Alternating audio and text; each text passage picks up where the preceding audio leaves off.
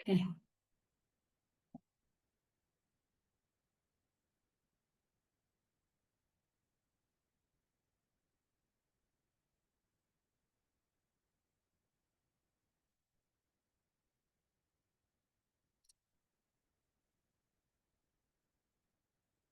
Welcome to Leadership Speak, an advanced Toastmasters club for leadership development. We are one of the top 5 clubs globally. I am Veronica Zuze, and I am your sergeant at arms of these meetings. Our club mission is we provide a supportive and positive learning experience in which members are empowered to develop communication and leadership skills, resulting in greater confidence and personal growth. As Leadership Speak is premier club for experienced Toastmasters to become better self-directed leaders, we are an advanced club focused primarily on leadership development in everything we do. Our timer will have his virtual hand raised so we can all immediately see who is keeping our time. And our Toastmaster of the day who will lead our meeting is Toastmaster Renan. Toastmaster Renan is from Philippines, and he has been in Toastmasters for the past 5 years and is a member of 2 clubs, including Leadership Speak. He is a seasoned human resources professional with 16 years experience in both local and multinational companies, and is currently serving as an HR manager. His expertise spans strategic business partnering, organizational development, and employee relations, with a strong track record of driving people's initiatives that align with business goals. He is also known for building collaborative relationships across all levels and leading change, and supports the company growth and transformation.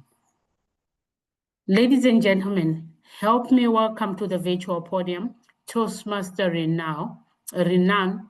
Could I please have an applause for Toastmaster Renan?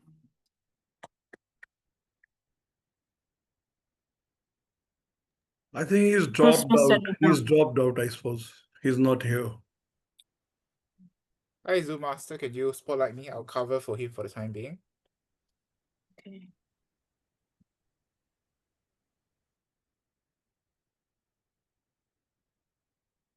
Thank you so much, Veronica, for starting our meeting.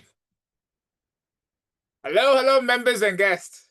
Welcome to Leadership Speak. I'm Holmes, the club president.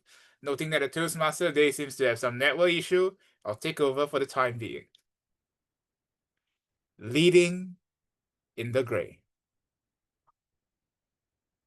Many of us here, if not all of us here, are leaders in some aspects. In work, we may be team leaders.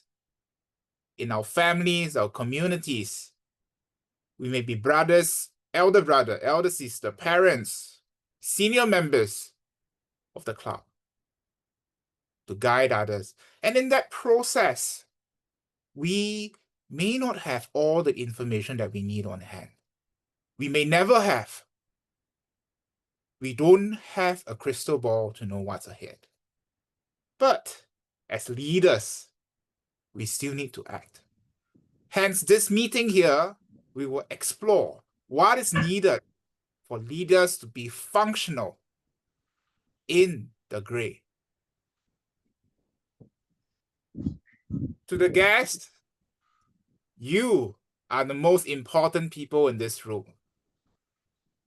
In a short while, one of my key members of the meeting will be posting the guest book in the Zoom's link.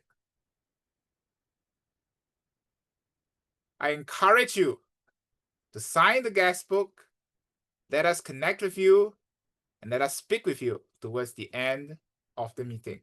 Thank you so much, Zara. I see that the guest book has been posted.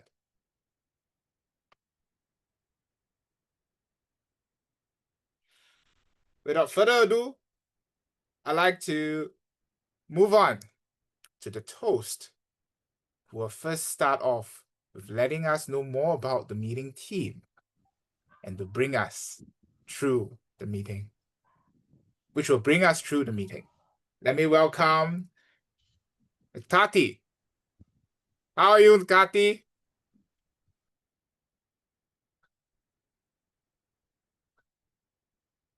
You are muted.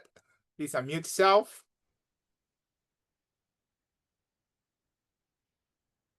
Hello, how are you? I am very well. Thank you very much, President. And how are you? I'm doing good. All right, over to you. Let us have the toast. Nice to meet you.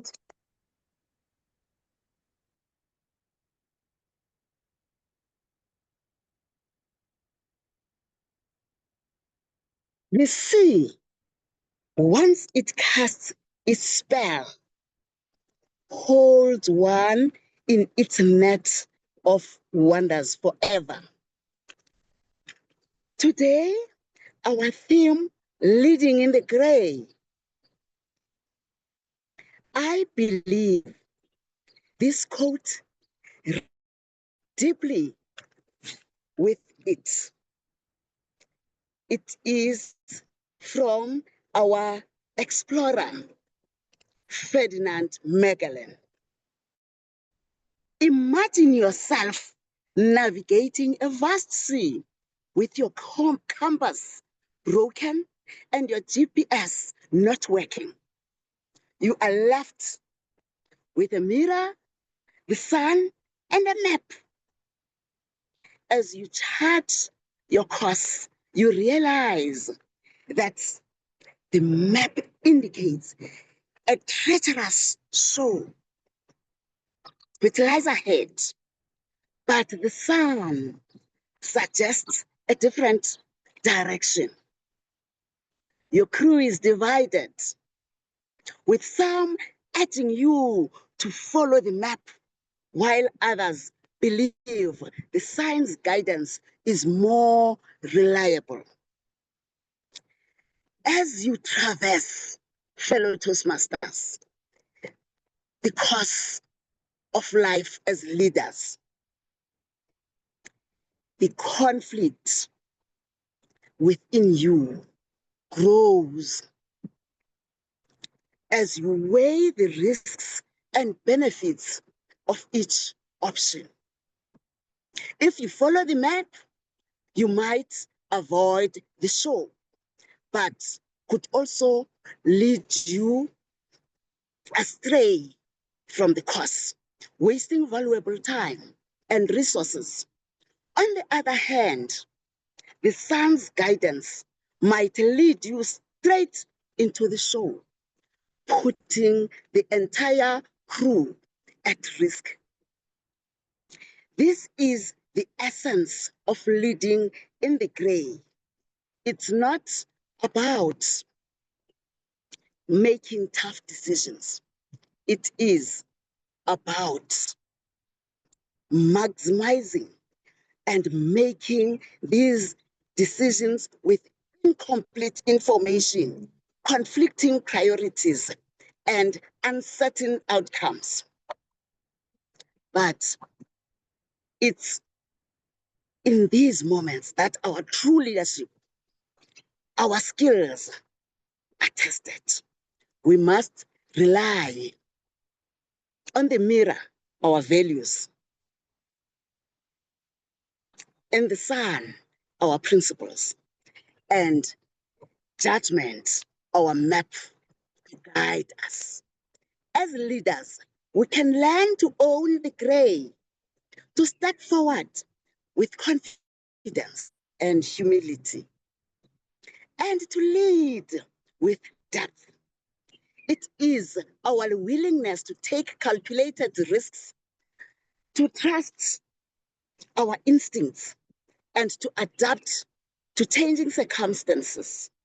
And when the outcome is uncertain, it rests with us to find courage and to dedicate and to act and to lead.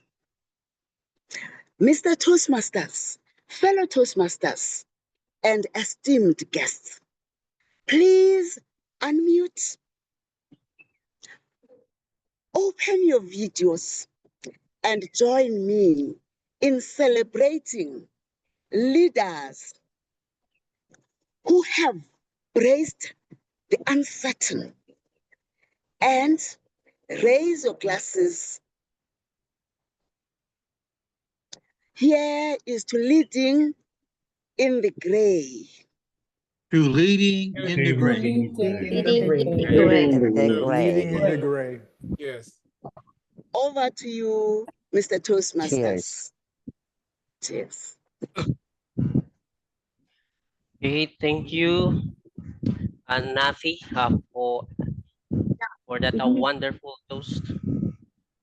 And thank you, Holmes, for took over a moment ago before the toast. And for the benefit of the guest, I have to explain, fellow Toastmasters and guests, the agenda of our meeting. I will be introducing first role players, such as the timer and the grammarian, followed by education session. Then we will listen to the stories of the prepared speakers. Evaluation portion of the meeting will follow, which will be led by our general evaluator. Then the business portion and connect with the guest. After that, you can stay for some feedback and chit chats to our networking session. Now, allow me to introduce our timer who will log every speech time for today's meeting, Adriana Cortuli. She is an economist, entrepreneur, and an immediate past director of District 110, leading members across countries in Central and Eastern Europe. She has served in nearly every Toastmasters leadership, from club treasurer to district director. As the founder of Boss 4 Decor, a thriving textile decoration business in Romania, Hungary, and Bulgaria, Adriana exemplifies leadership grounded in experience, resilience, and heart. Over to you, Adriana, to explain your role for today's summit. Hello, dear fellow Toastmasters. I'm so happy to be with you today. It's my first day, I think, when I have also a speech. And my role is today, it's like to keep the time. In Romania, we have also very interesting saying, the speech of the people, that must be like a shirt of the woman, enough to cover some interesting part and not too long, also to not cover all the parts of the body.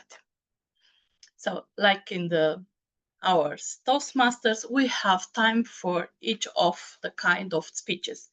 For example, we have for the speakers, because today we have speakers which will have a time between 5 and 7. So at 5 minutes, I will be green. At 6 minutes, I will be yellow. And also at 7, I will be red. So you will have just 30 seconds after this color to finish, to conclude your speech. If I am speaking about grammarian, after 1 minute, I will become green. 1 minute 30, I will become yellow. And of course, in the 2 minutes, I will become red. So you have, of course, 30 minutes to conclude your report. about evaluation. Just a moment to look on the agenda, because I know here it's agenda. So if I remember well, depends of, I don't know, in here it's evaluation, general evaluation.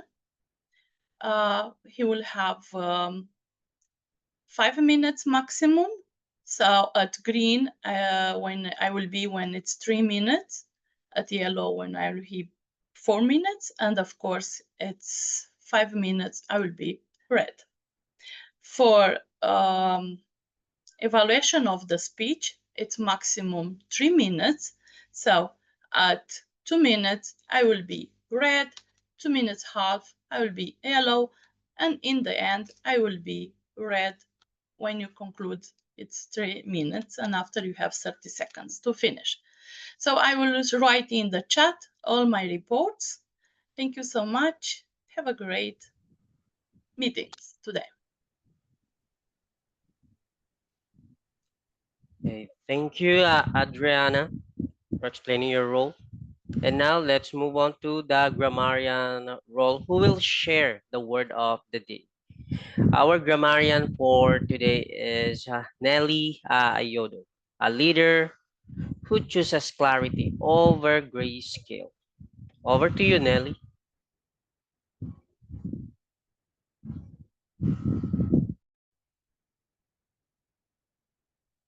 Good afternoon, fellow Toastmasters and guests. As the grammarian, it is my responsibility to pay close attention to all speakers, listening carefully to their language and usage. I will take note of any misuse of the English language, as well as outstanding words, quotes, sayings, or thoughts. It is my duty to introduce the word of the day. The word of the day today is consider. It is a verb. It means to think carefully about or ponder on a problem or decision. It's used in a sentence. Consider joining Leadership Speak Toastmasters Club this coming quarter. Or consider enrolling in a leadership position next year. At the end of the session, I will give a report. Back to you, Mr. Toastmaster. Okay.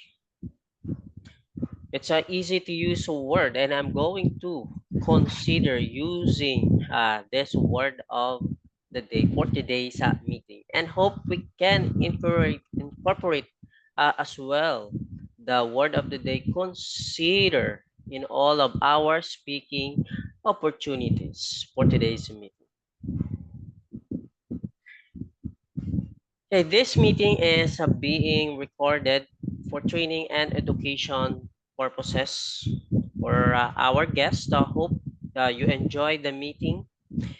And as I mentioned earlier, the digital guest book is posted in the chat. If it is not posted yet, it will be posting in the chat. So watch out for it. Kindly fill in your details so we can get in touch with you.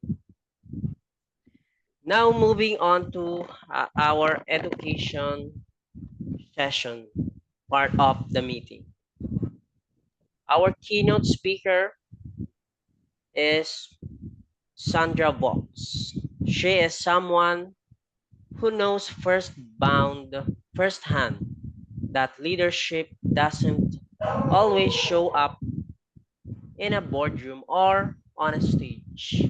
Sometimes it shows up in a quiet moments when you're asked to step up, even when everything inside you want to run. Distinguished Toastmaster Sandra Valks is a leadership coach, storyteller, and the compassionate queen of straight talk. She's spent her life helping others find their voice, their power, and their next brave decision. Today, she's bringing us a story that is raw, real, and deeply human. Before we start for our education session, I want to, Mr. Zoom Master, can you spotlight the evaluator, Kanti Mrinal, Kanti Ghosh, to read out the speech purpose? Thank you, Renan. Today, our keynote speaker, DTM Sandra, Queen of TED Talk, will be delivering from Dynamic Leadership Level 5 project, Prepare to Speak Professionally. Presents a keynote speech with a professional level, speaking point of view or message in the style that support the speech content. All the best to DTM Sandra Valks. Over to you, Renan. Thank you, Mrinal. Our keynote speaker, Sandra Valks, leading in the gray. Sandra Valks, over to you. I didn't want to do it. She was elderly, gentle, feisty, and resilient and determined. A woman I respected. She said to me, "Sandra, you're my friend. I need you to be my executor." No, please find someone else. She looked at me with quiet resolve and she said, "My family won't do a good job. They'll fight. You're the one I trust. You're the one who listens. I need you." That was it. My continued no, can't do it, won't do it. None of it broke through her deep insistence on having me, someone who shows up and follows through all the difficult commitments that she and I have faced together over these last 20 years. Fellow Toastmasters, that was the moment. It certainly was not a title or a task. It was a leadership moment I did not want, but I couldn't walk away from it. I could only feel that quiet sinking in my stomach. Where was my strength? And where's that straight talk when I needed it? Why couldn't I say no and mean no? What was it in her deep trust that I would actually carry it through for her? I wanted to run away, but I didn't. It didn't take long to see why she'd chosen me. The will was an absolute mess. It was not malicious, just really poorly handled. Unfortunately, the elderly lawyer had missed the important recognition of when it would have been better to retire and hand over the reins, but he hadn't. There had not been any proper guidance from the lawyer. He had not taken the time to help her think any of it through. Things were written into that will that should have been handled during her lifetime. The china cabinet, the piano, sentimental things that carry emotional weight, but they don't belong in the will. Give away while you're living and put a little list amendment to the executor or put a label on the article, anything, but don't mess it up and put it inside the will. And to make matters even worse, investments were mentioned inside the will, but they were actually settled outside the will. Those words of investments in the will, but they were settled outside the will, really were hanging in legal limbo, outside of what the will could touch, but inside the will, inviting this ensuing mess as they received their investments, but contested the will, wanting even more, using mother's money to fight mother's will. This wasn't just about stuff and money. This was about people, about long histories, old resentments and unspoken disagreements. They were just waiting to explode. And explode they did. Why didn't I simply refuse, even at that moment, that amazingly persuasive woman? At the visitation, yes, at the visitation, the evening before the official funeral, people were already leading in. So what's in the will? Do you know if I'm getting anything? I hadn't even read the will myself yet. Here we were, standing in a room with her casket. And already the air was thick with expectation. At the funeral, there was formality. I wasn't even allowed to sing a song for my friend. At the lunch, there were glances. After the lunch, the beneficiaries and I gathered in a private room around a boardroom table. I handed out copies of the will to each of the named beneficiaries. Short will, 2 pages. I started out with explaining just how I would be going through the will, line by line, explanation by explanation. No, a couple of them said, get to what happens to the house. No, I said, I'll read the will just the way she directed me to do. And so I did. As I read that will, the atmosphere started shifting. Faces hardened, arms became resolutely crossed, and the whispers began, and they became louder. Who does she think she is? She's not family. She doesn't belong here. She's just someone the old lady paid.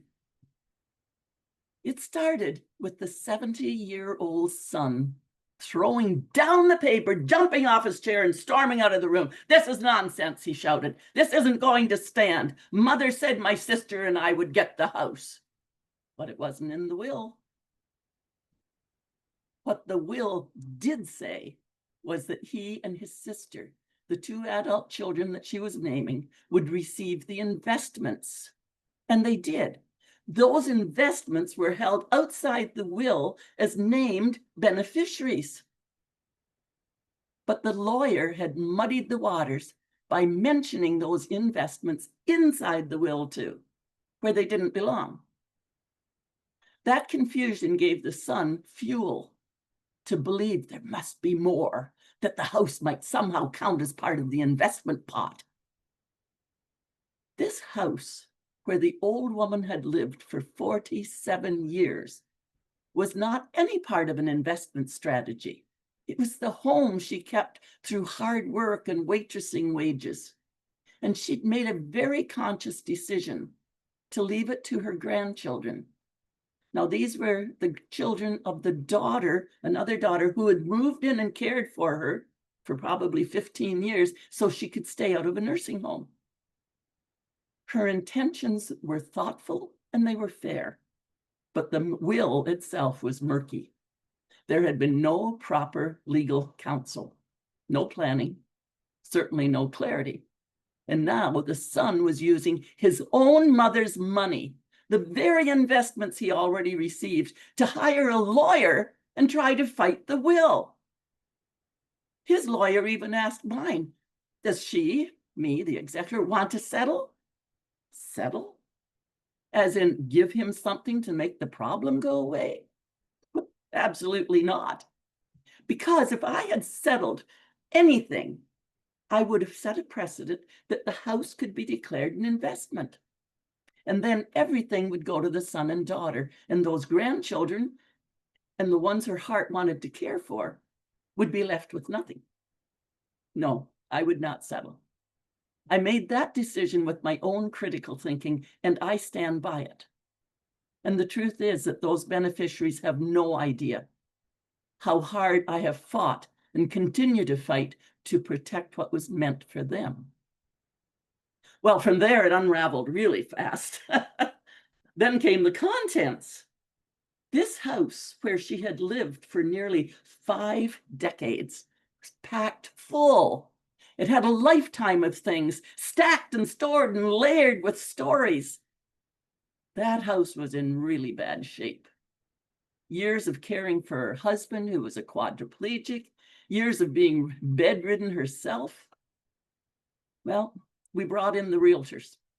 Each wanted to win the listing, so they gave optimistic numbers, 230,000 to 250,000.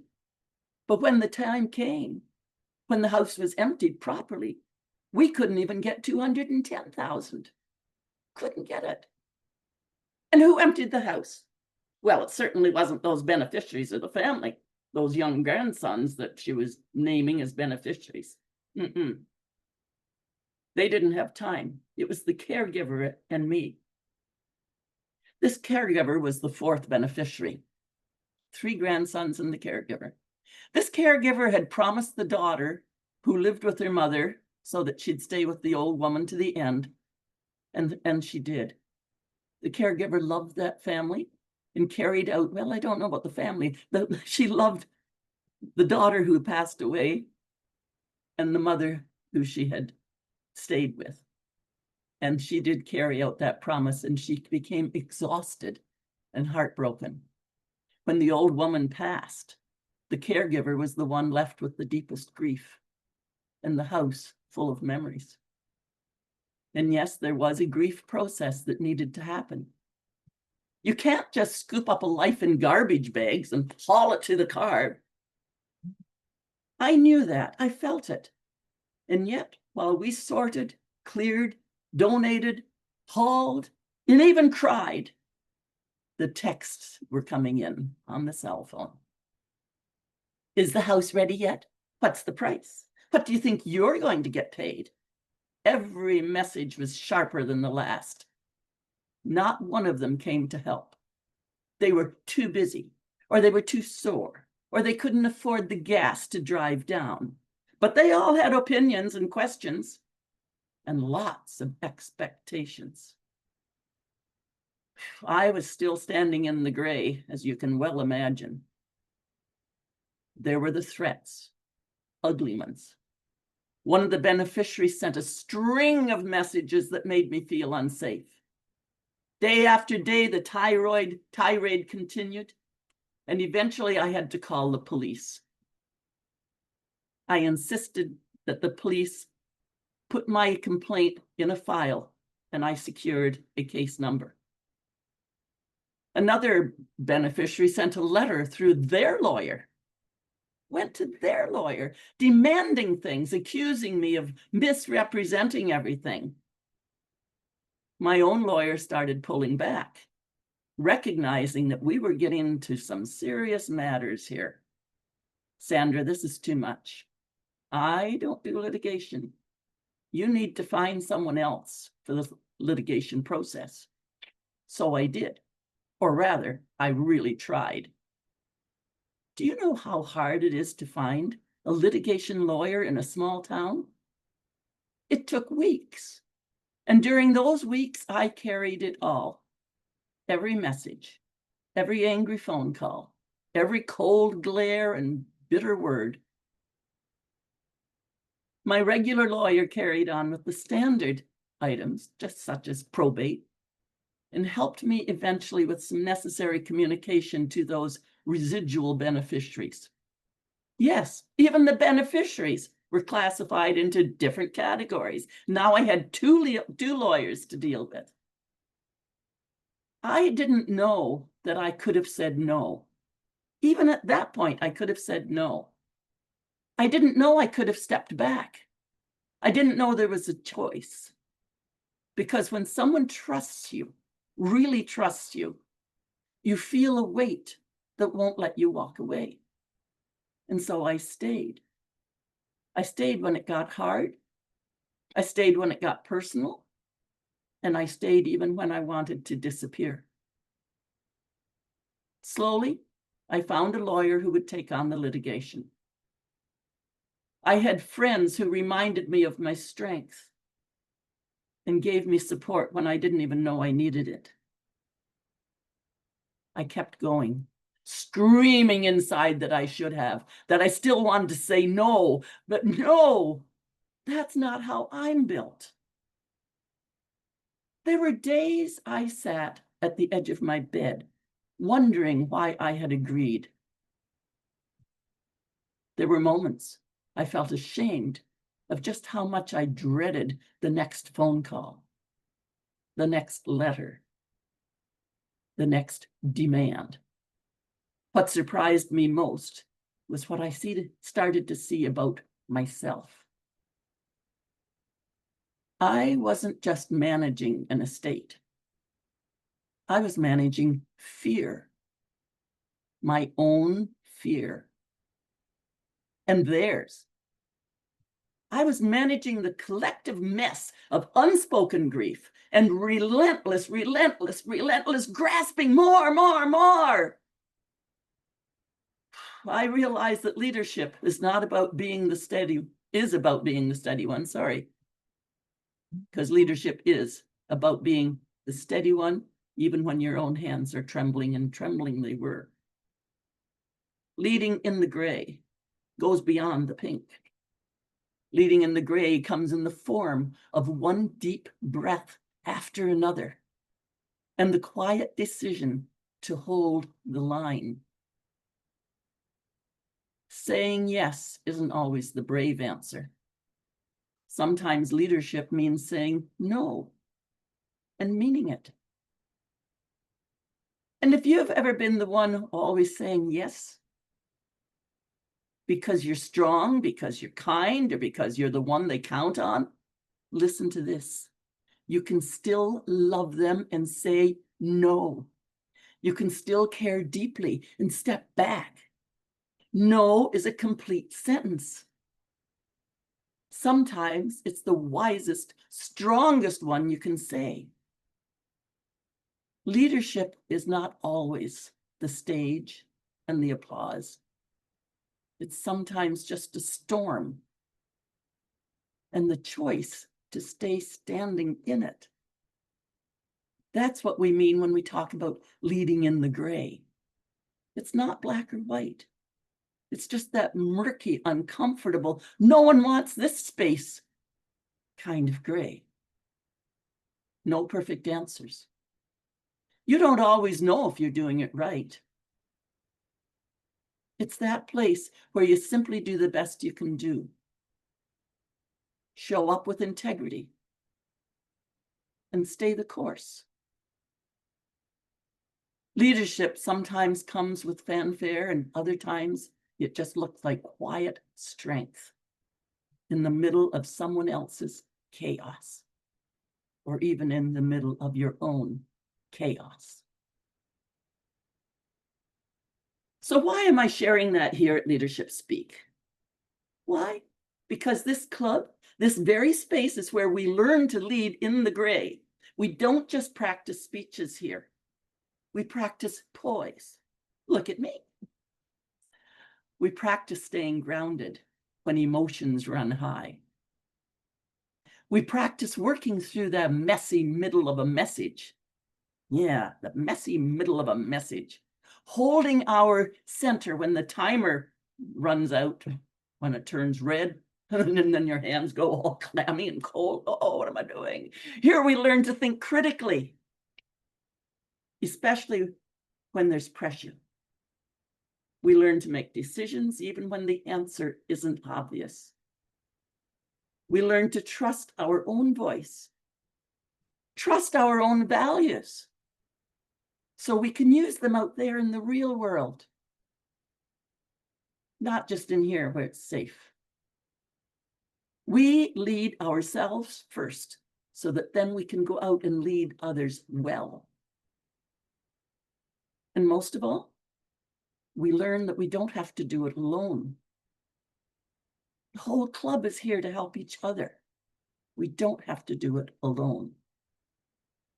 So as we come to the end of this, let me ask you, where is your gray?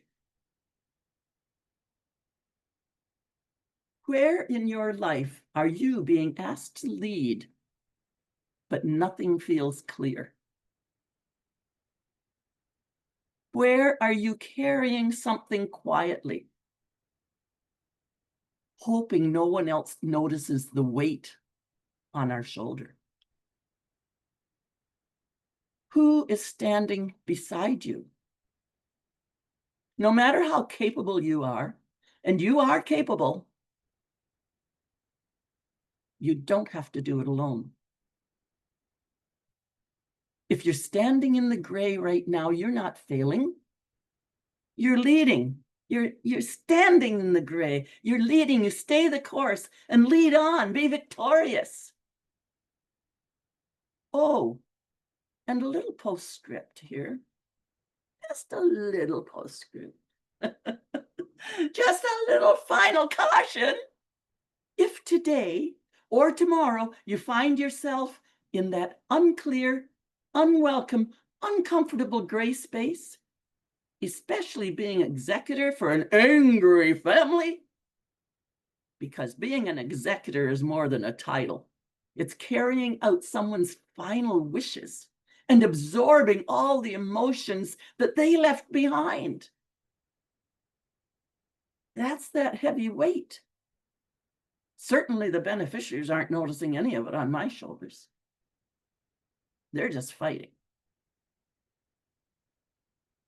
If someone asks you, don't just say yes because you love them. Do not just say yes because you love them. Only say yes to anything because you're ready.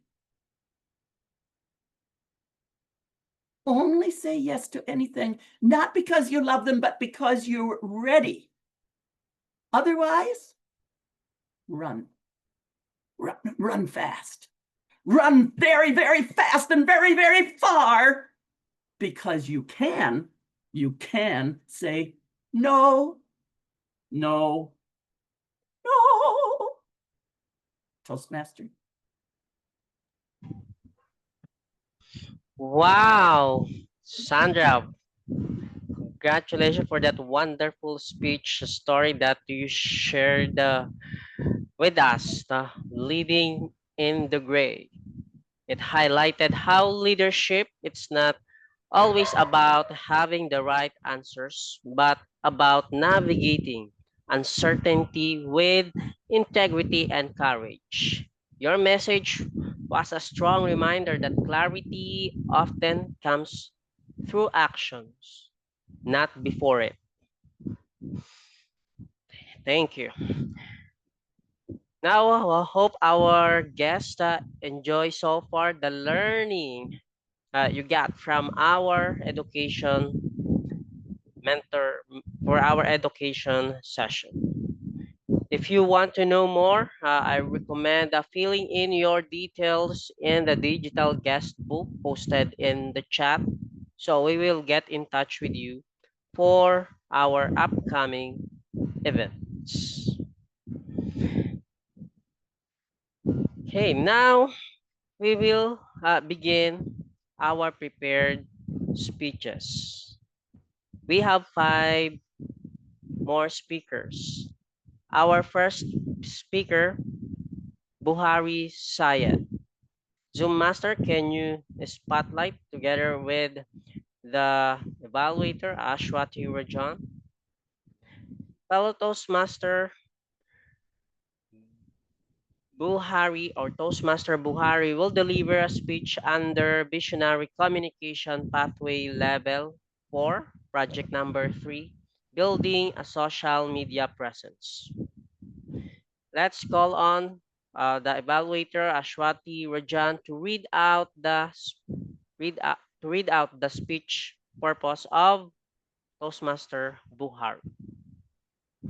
Thank you so much, Toastmaster of the Day. Thank you. Hello, everyone. This is Ashwati Rajan, and I'm here to evaluate the speech by Toastmaster Buhari, who is going to present one of my favorite projects, Building a Social Media Presence. And the purpose statement of the project is for the member to apply their understanding of social media to enhance an established or new social media presence. And the purpose of the speech is for the member to share some aspects of their experience establishing or enhancing a social media presence. All the very best, Toastmaster Buhari, and back to you, Toastmaster of the Day. Thank you, Toastmaster Ashwati. Fellow Toastmasters guests, please help me welcome Buhari Sayed. Now I know, Buhari Sayed.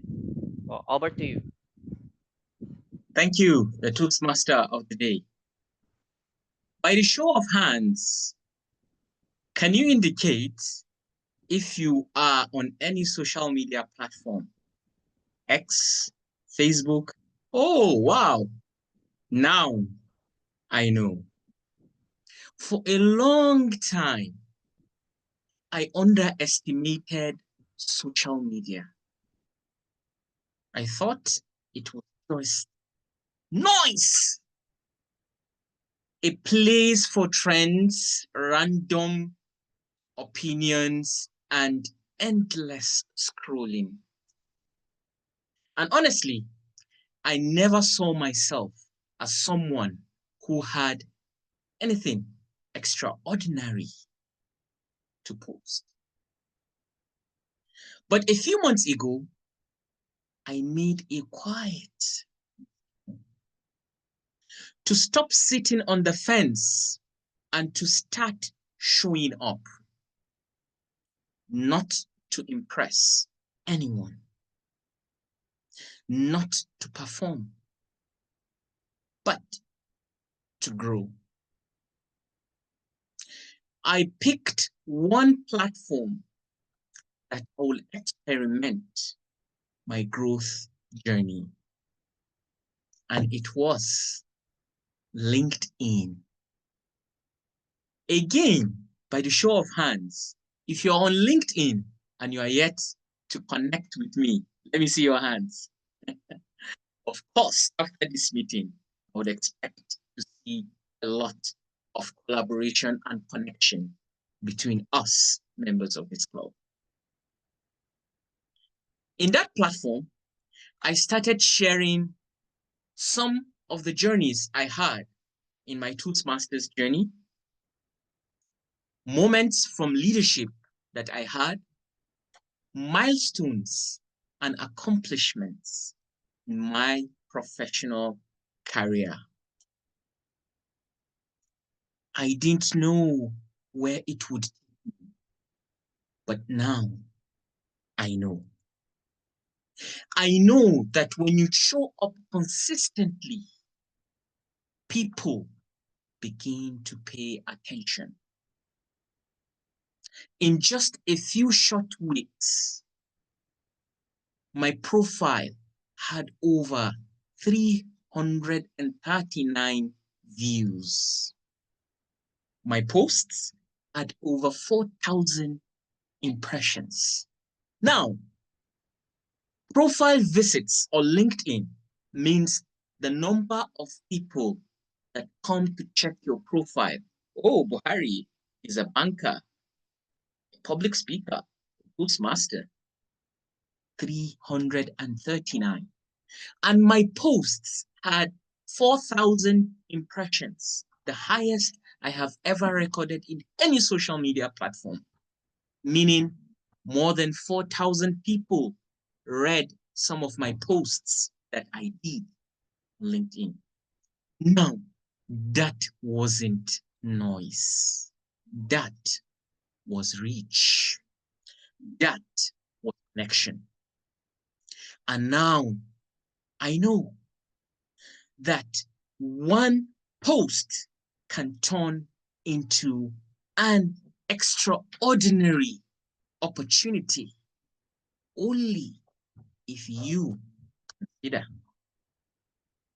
Out of the blues, I received a direct message from a research institute from my alma mater, Ahmadu Bello University Zaria, that they were hosting a symposium titled From Kudi to Capital, a frontier for economic development in Nigeria.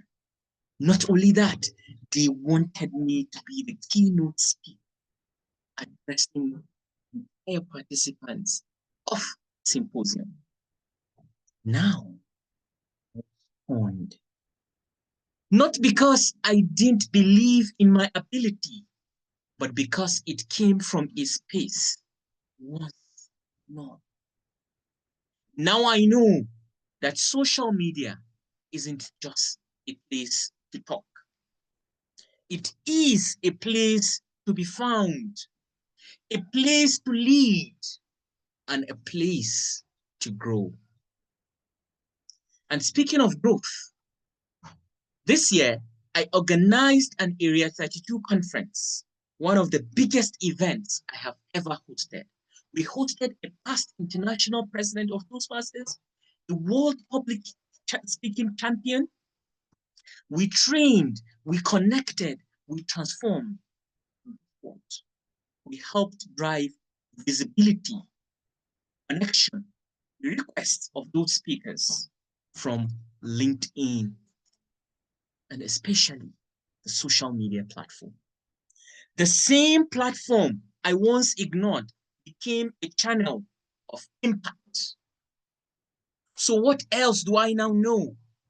I know that one, being visible doesn't mean being perfect. It means being present. Your voice matters, and when shared intentionally, it creates ripples that you may never see or feel.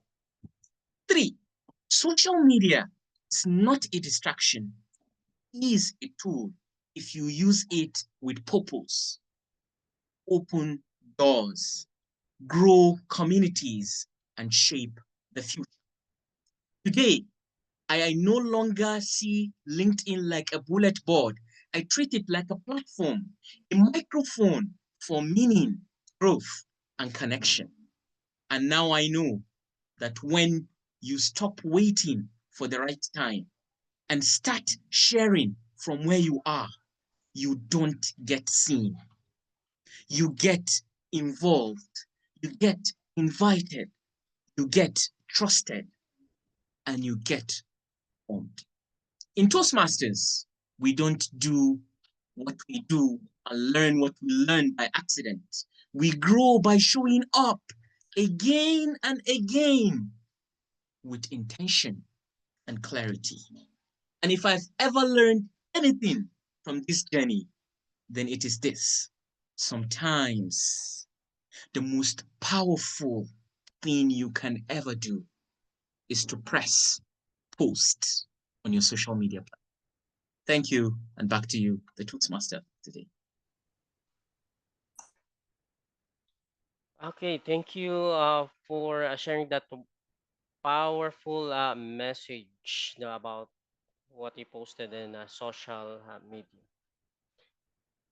Moving on to the next speaker, Robin Stone. Nice to see you again, Robin. Mr. Zoom Master, can you spotlight as well the evaluator? Robin will deliver a speech under Engaging Humor Pathway, Level 3, Project number 1. Engage your audience with humor. For the purpose statement, his evaluator, Guerdah, Shala, to read the speech purpose. Over to you, Guerdah. Thank you, Toastmaster of the Day, and hello, everyone. The purpose of this project is for Robin to determine his style of humor and apply it in a speech that centers around the central message. Robin would like me to watch whether he has that sense of humor and he could actually stand on a stage where he could inspire and make people laugh. The speech is 5 to 7 minutes. Wishing Robin best of luck. Back to you, Toastmaster of the Day. Okay, thank you, Guerdah. Toastmasters guest Robin's area of speech is leadership ethics. For him, the right thing to do is not as obvious as some may think. What universal values do we all have in common? Is it really black and white? Or actually very gray, especially when different cultures are involved? Robin would like to share through this speech is to demonstrate to you how confusing conflicting values really are. Please help me welcome Robin Stone, the judge and the secretary. The judge and the secretary, Robin Stone. Robin? Scandalous. Or maybe not. The protagonist in the story, which is, by the way, 100% true, is a senior judge and a middle level secretary. Quite a power distance, you would say. Quite a power difference. Or maybe none. What do you think? So, here's the story. This judge from my town, any South Africans on the call will know this story very well, from my town, very small town. Most people know one another. Took a fancy to a secretary. The secretary was of the same culture, if you want to put it that way, as the judge. The judge, a married man, just a little bit younger than me, but hair much, much whiter,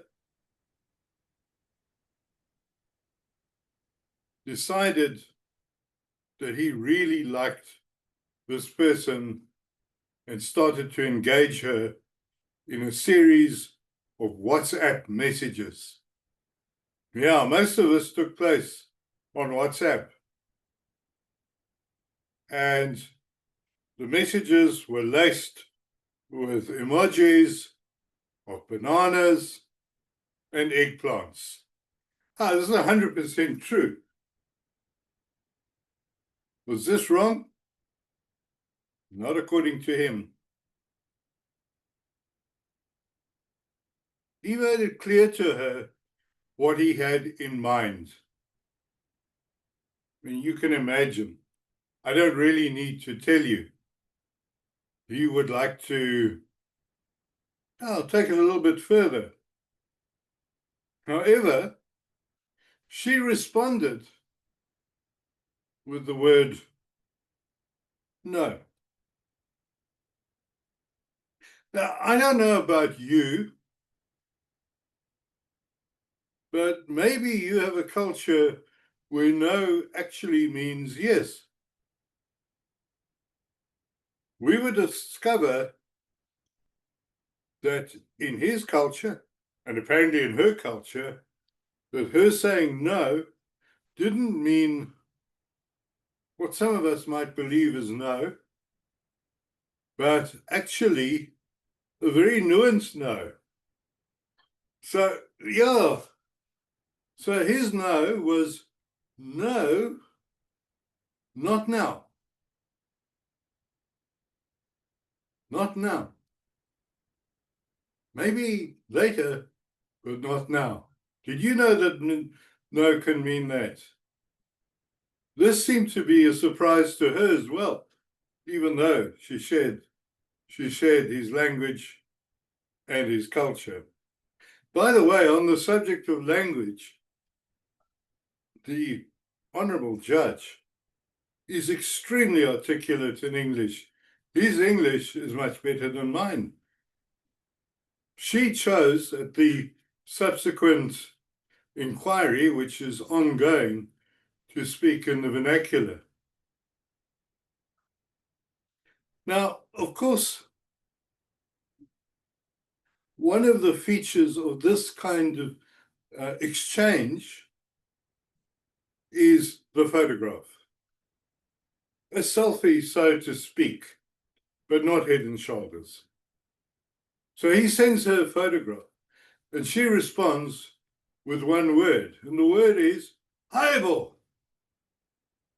That's a very African expression, and it can mean several things.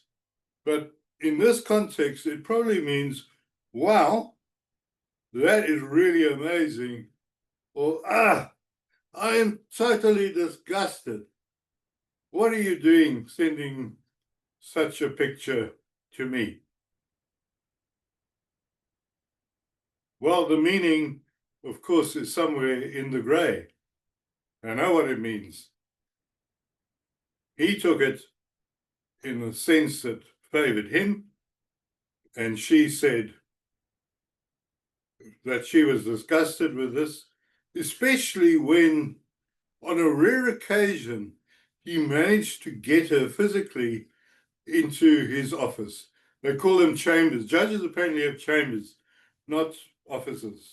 Don't know what happens in your country, but that's what happens here. So when the evidence leader or prosecutor, as his subsequent hearing, challenged him on this, he maintained that, in fact, this was an exchange between equals. And this was private conversations, if you like, between two equally consenting adults. And he said at no point did she actually rebuff him. He did get her into his office or chambers, and here she said no to the suggestion that she started undressing herself. So nothing actually happened. But it was interesting that the judge made appeal to his language and culture, which he said gave a different set of values to those that were prevalent in the society. I don't know what you think. Does this go on in your countries? We have a lot of these situations where tradition meets modernity, and then there's confusion in the values. There's conflict, becomes very grey. So consider who is right here. We'll hear eventually in October or so what the commissioners of the inquiry thought. What would you say to this confusing story, Mr. Toastmaster?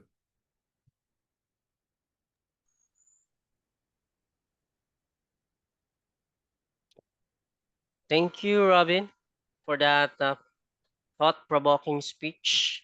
The judge and the secretary challenge us to reflect on how culture and perspective shapes our sense of right and wrong. You have shown us that in leadership skills and life, the answers are often not black or white, but deeply gray.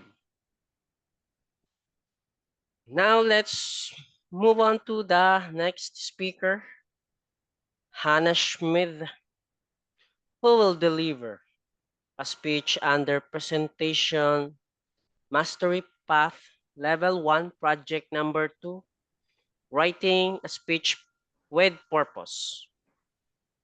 Let's put on spotlight the evaluator as well, Nikita Winkler, to read out the purpose statement. Nikita, what will the speaker do? Thank you, Toastmaster, and greetings to all present. Am I well, can you hear me well? Yeah, loud and clear. Perfect. Okay, so the purpose of this project is to learn or review basic methods for writing a speech with a defined purpose and to present a well-organized speech on any topic. I connected with Hannah and tried to get specific goals out of her. And one was pauses. She'd like to work on having effective pauses. Another was wording and transitioning. How does the wording and transitioning also help to carry her message across impactfully? And last but not least, why would you want to listen to Hannah's speech again? So back to you, Toastmaster of the Day. Thank you, Nikita. Fellow Toastmasters guest, Hannah is a Toastmaster from Namibia. She wrote and wants to deliver her speech today to inspire and inform her audience about her Toastmasters transformation journey from caterpillar to a butterfly. Hannah Schmidt, where are my wings? Where are my wings? Hannah Schmidt.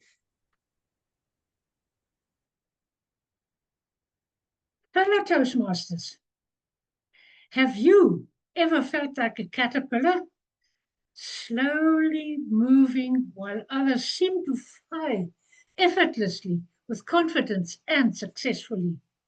They are flying, leaving you wondering, where are my wings? Mr. Toastmaster, that small, ringlet and seemingly insignificant caterpillar knows very well I need to crawl patiently and persistently before I can earn my wings and take flight. Allow me to share how I found my wings. 15 years ago, I joined Toastmasters, nervous, hesitant, and full of self-doubt. I often held back in my speeches, unsure of my voice and the message I was supposed to convey. But deep down, I carried that belief change is possible. And that belief kept me going. With every speech, every role, I stepped a little bit further out of my comfort zone. Fellow Toastmasters, are you still stuck in your comfort zone, feeling nervous, hesitant, and full of self-doubt about taking the next step? Rest assured, with every step I took, I gained confidence and discovered my purpose. I wasn't pursuing quick wins. I was dedicated to steady, intentional growth, a journey that was consistent yet deliberate. I became a more confident speaker, a more thoughtful leader, and a better version of myself. And the journey continues, and I shall find my wings. The encouraging Toastmasters community of my newfound family motivated me to persist. I eventually broke free from this being nervous. I found myself also self-doubt and hesitation. Writing the purpose and the feedback evaluations I received, especially when using in those old days the sandwich method, have boosted my interest and strengthened my commitment to planning, preparing, and delivering my speeches. For the first time, I could see the sky above, and I began to envision the heights I still dream of reaching. The sky is waiting, yet where are my wings? And guess what? In 2020, I became the butterfly I always believed I could be, free and soaring. I adopted the name Zoom Hopper while traveling between screens, across different time zones and different cultures.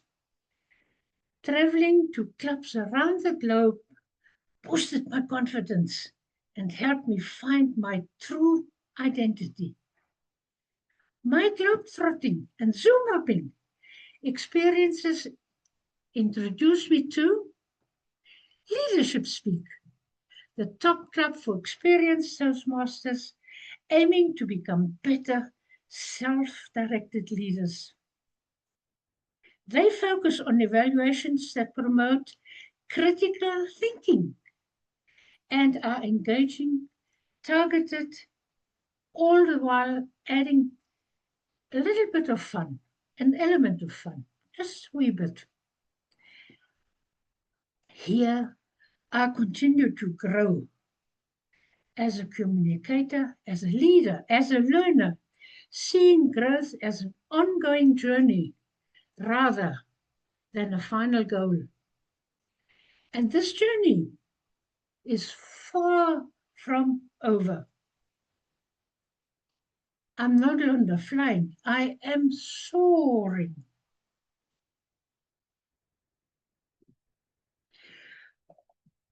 Sorry. I am truly grateful to the inspiring leaders of my family Leadership Speak. Under their guidance, I have learned how to craft my speeches that communicate clear messages and key takeaways effectively. I have also developed skills to engage, attract, and maintain the audience's attention. I see every challenge as an opportunity for growth. And this journey is more about than just personal development. It is a genuine transformation. I have finally found my wings.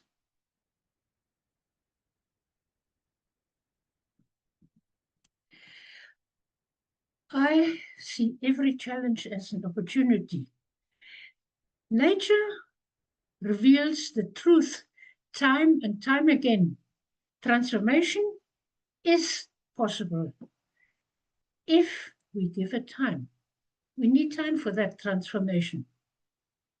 Ladies and gentlemen, what is your next step to get closer to achieving your wings? My plea to you, consider this. The next time you find these little squishy caterpillars crossing your path, do not squash it. That caterpillar is working on something magical, and so are you. It is finding its wings.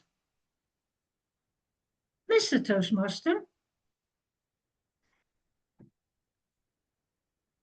Thank you, Hannah. A very inspiring speech. Where are my wings? A journey like from a caterpillar to butterfly. If I'm not mistaken, the journey or this process called metamorphosis reminded us that growth takes time and perseverance makes all the difference. We can really relate with the story that you shared, and I consider this as well as my type of journey, little by little, and now I can also spread my wings. All right. Now, moving on to the fourth speaker, Deepti Talk. So, since Deepti Talk mentioned earlier that he couldn't push through with his speech today, let's move on to the next one. Or this is the last one. Oltesh Thobias will deliver a speech under Persuasive Influence Level 3, Project number 20. researching, and presenting. To read out the purpose statement, let's call on or put on spotlight the evaluator, Atul Sankar. Over to you, Atul. Thank you, Toastmaster of the Day. So today, TTM Oltesh Thobias is going to speak on pathway persuasive influence, which is level 3 speech, speech number 2. The purpose of the speech of the project is member to learn or review basic research methods and present a well-organized, well-researched speech on any topic. Speech length is 5 to 7 minutes. I wish you all the best, DTM Oltesh Thobias. Thank you. Hands to you, Toastmaster of the Day. Okay, thank you, Atul. Oltesh crafted his speech because he feels that there is a need for us as leaders to exercise and practice clarity in our communication. His speech is about effective communication during the meeting. Oltesh Thobias, cut the fluff. Oltesh Thobias, over to you. Have you ever walked into a meeting after traveling for hours, spending a lot of time preparing for that meeting?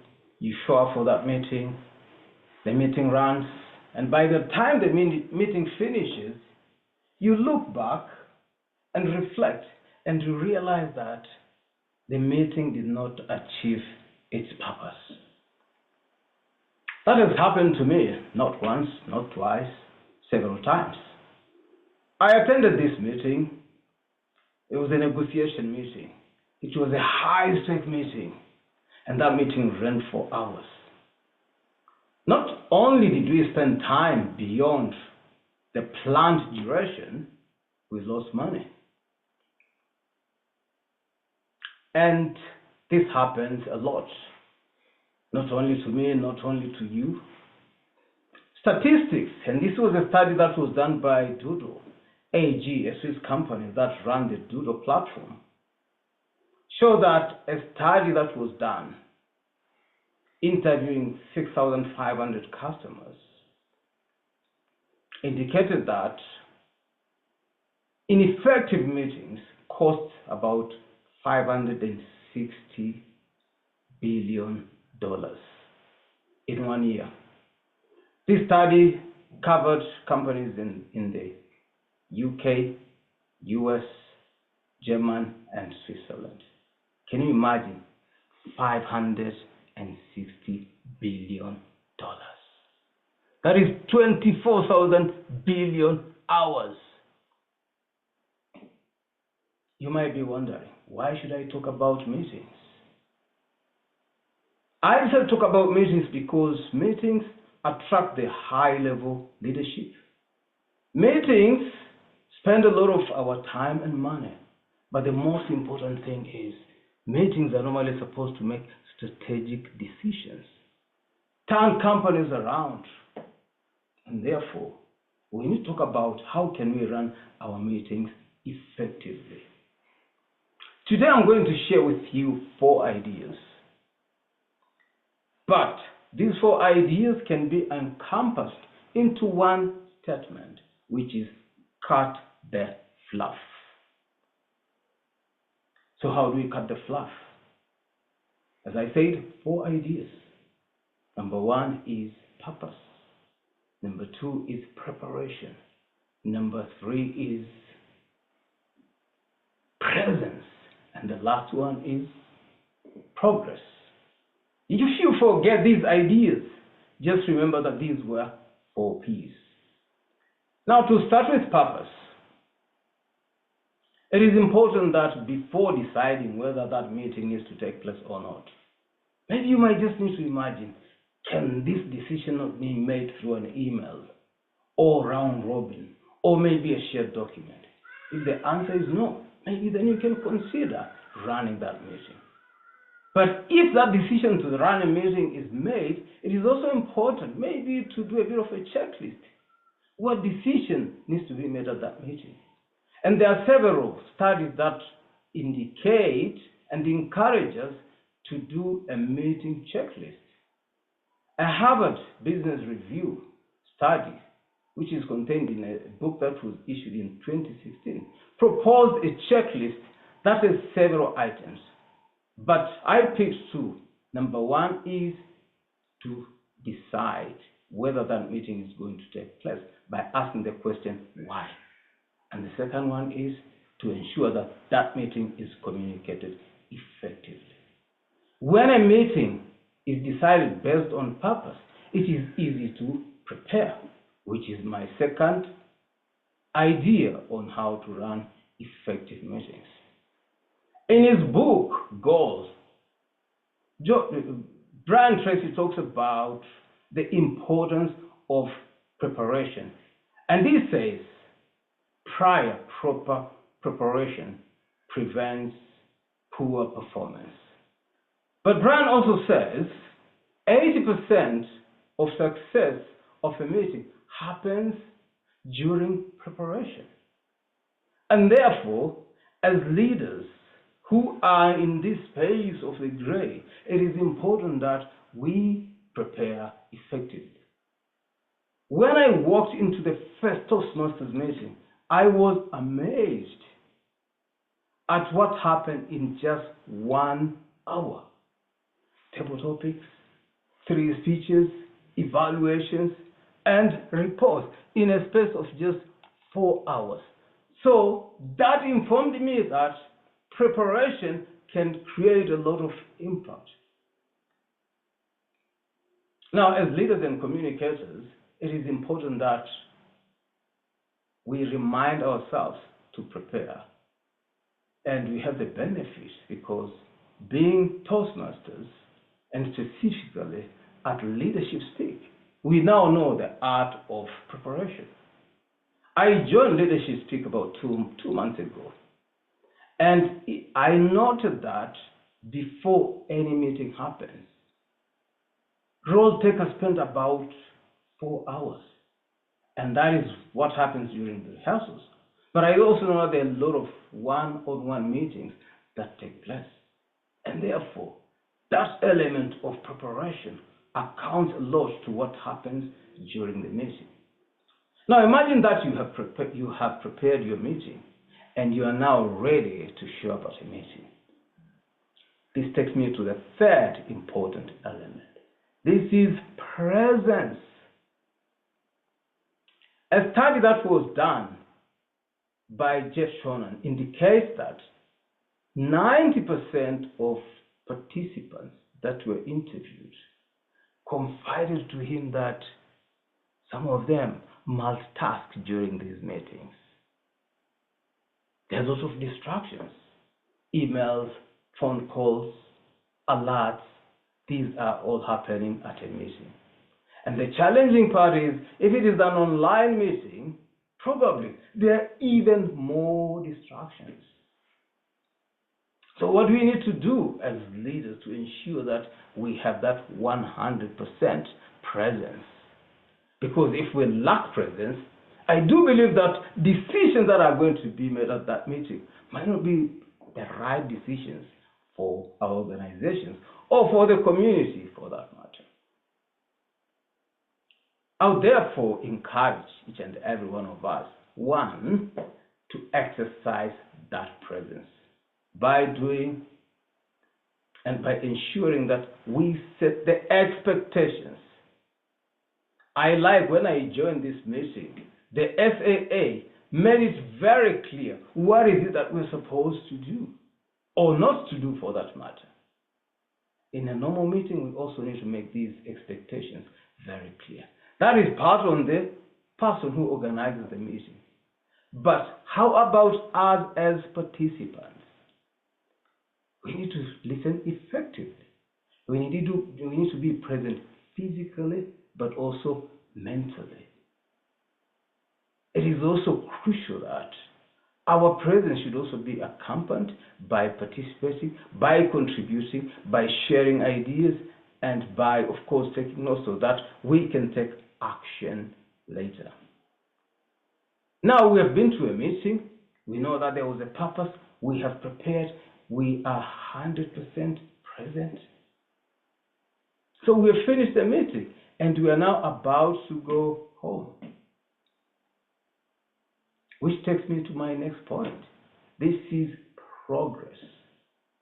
Now, for progress of a meeting to happen, it has to do with implementation of the decisions that were made at that particular meeting. Having been in the corporate world for about 30 years, I noted that not all the meetings that take place come into fruition. What do I mean? There are some meetings that would happen, but there's no tracking of progress. There are some meetings that would suggest some action, but there is no implementation of the actions. In this regard, it is important that every meeting has action point. Every meeting has people who will be responsible for implementation, but also every meeting has a clear outcome.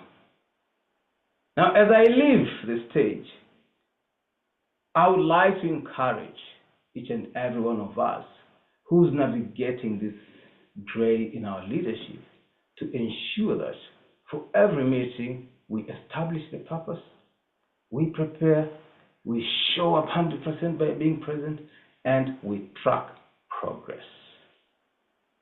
Back to you, Toastmaster of the day. Thank you, Oltesh, for your clear and relevant speech on pathing the Fluff. You reminded us that as leaders, particularly clarity in communication, especially during meetings, is essential to productivity and impact. Your strategies are timely call to speak with purpose and intention. Thank you. Again, to our dear guest, thank you for being part of our meeting today. We hope you enjoyed the speeches, the energy, and the spirit of Toastmasters. If something today sparked your interest, made you smile, or made you think, we'd love to hear that from you. Please take a moment to sign our digital guest book. It's a simple way for us to stay connected and for you to take one small step toward your own journey in communication and leadership. Please stay as we may call you later to give us feedback before the end of our meeting. Before I hand over the virtual lectern to our G or General Evaluator, may I kindly ask our timer to post the time report in our chat box. And the Zoom master, please launch the poll for the best effort speaker.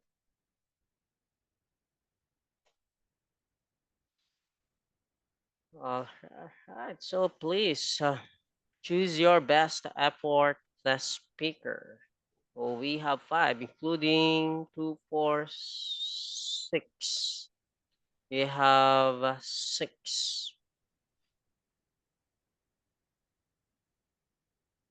Of course, this includes the education speaker and the toast earlier.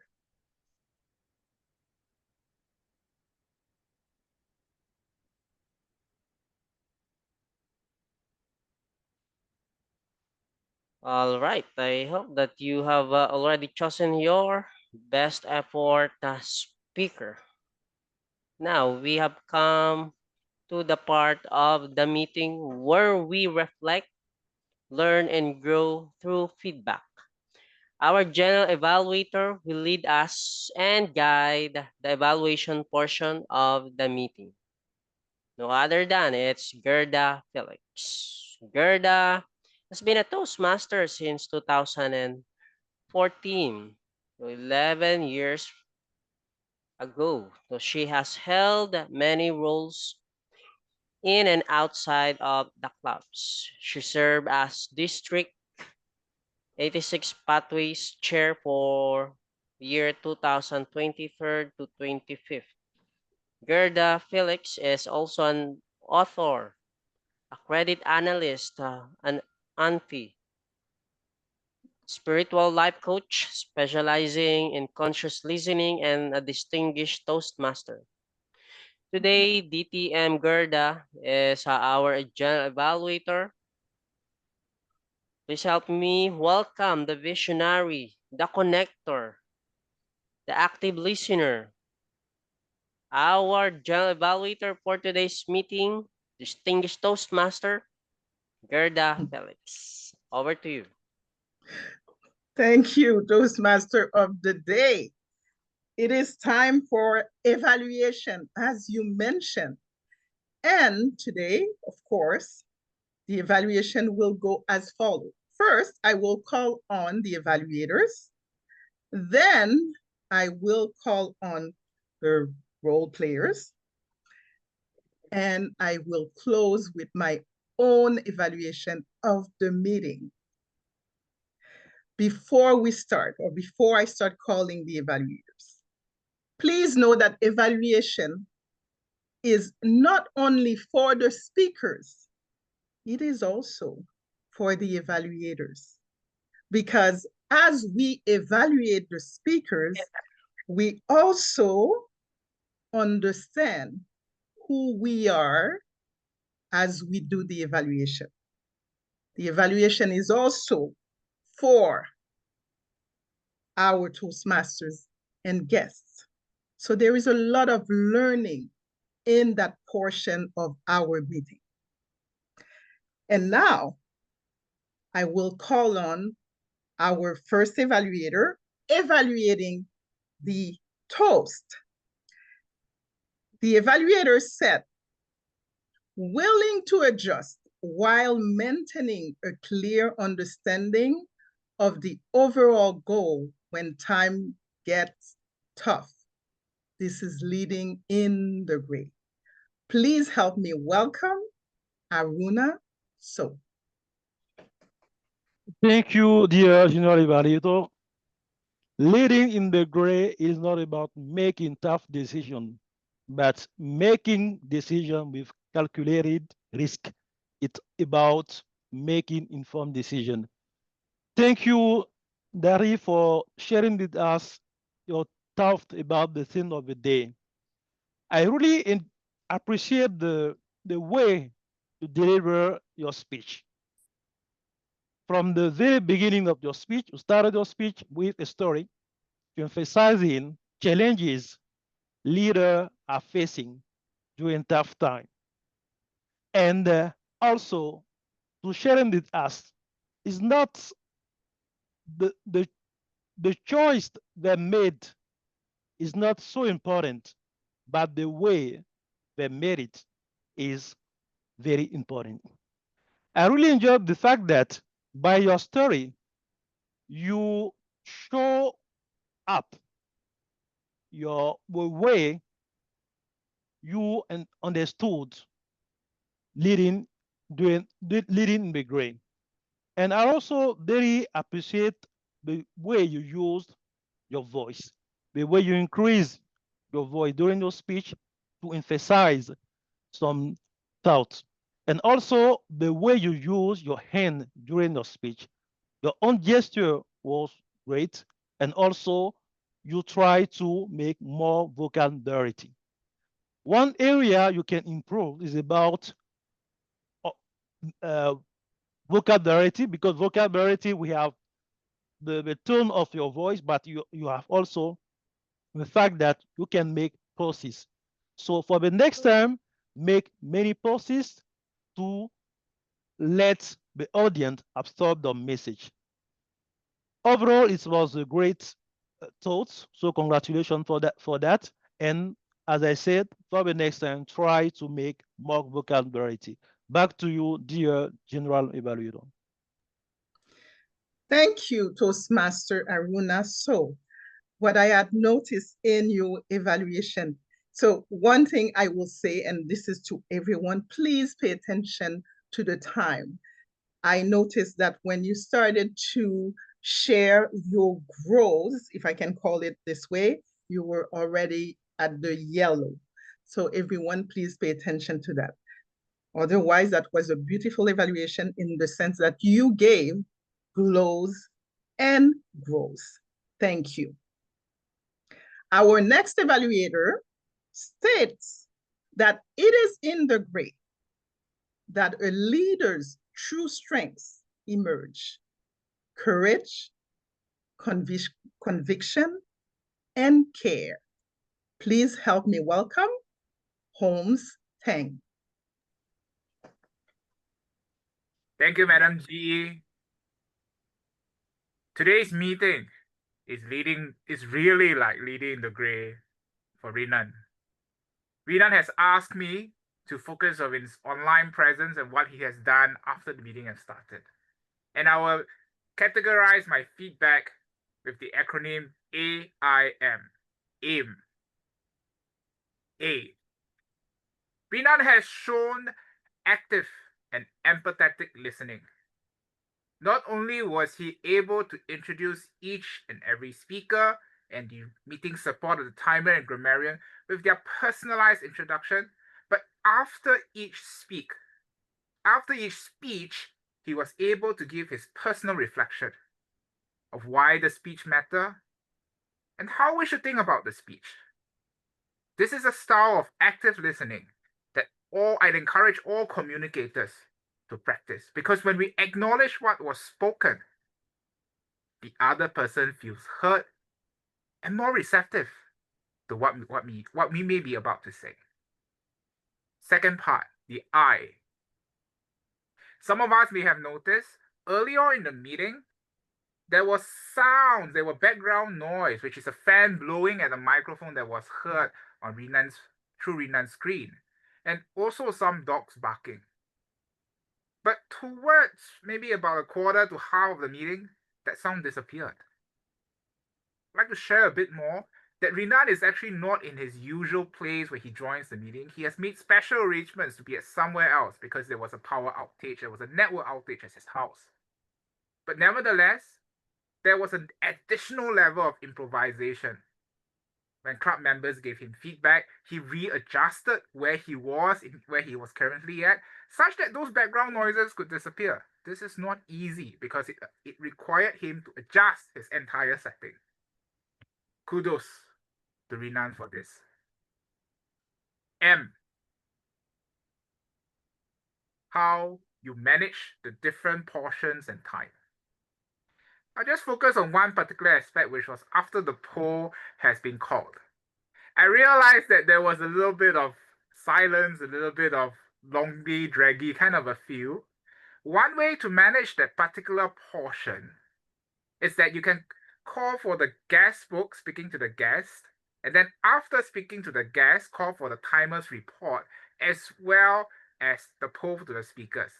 Then while the poll is running for about a minute, you could then do your reflections on the meeting theme to close off the part of the speaking session. In summary, my evaluation is A, I, M, or Renan's online presence. A, he has active and empathetic listening. I, he improvised on the technical difficulties on the spot. M, there are parts where he can better manage the flow of the meeting. Overall, I'm proud of you, Renan, for leading our meeting today. Back to Madam GE. Thank you, Toastmaster Teng. And you have mentioned things that are also wanted to mention. And what I like is that you also said that today Renan was leading in the gray, because I felt that that was definitely it. And the fact that you did a beautiful summary at the end. Thank you. Our next evaluator states that leading in the gray means stepping up when rules are unclear, like giving a speech to fill in for an absent speaker without being asked. Please help me welcome Toastmaster Mrinal, Kanti, Ghosh.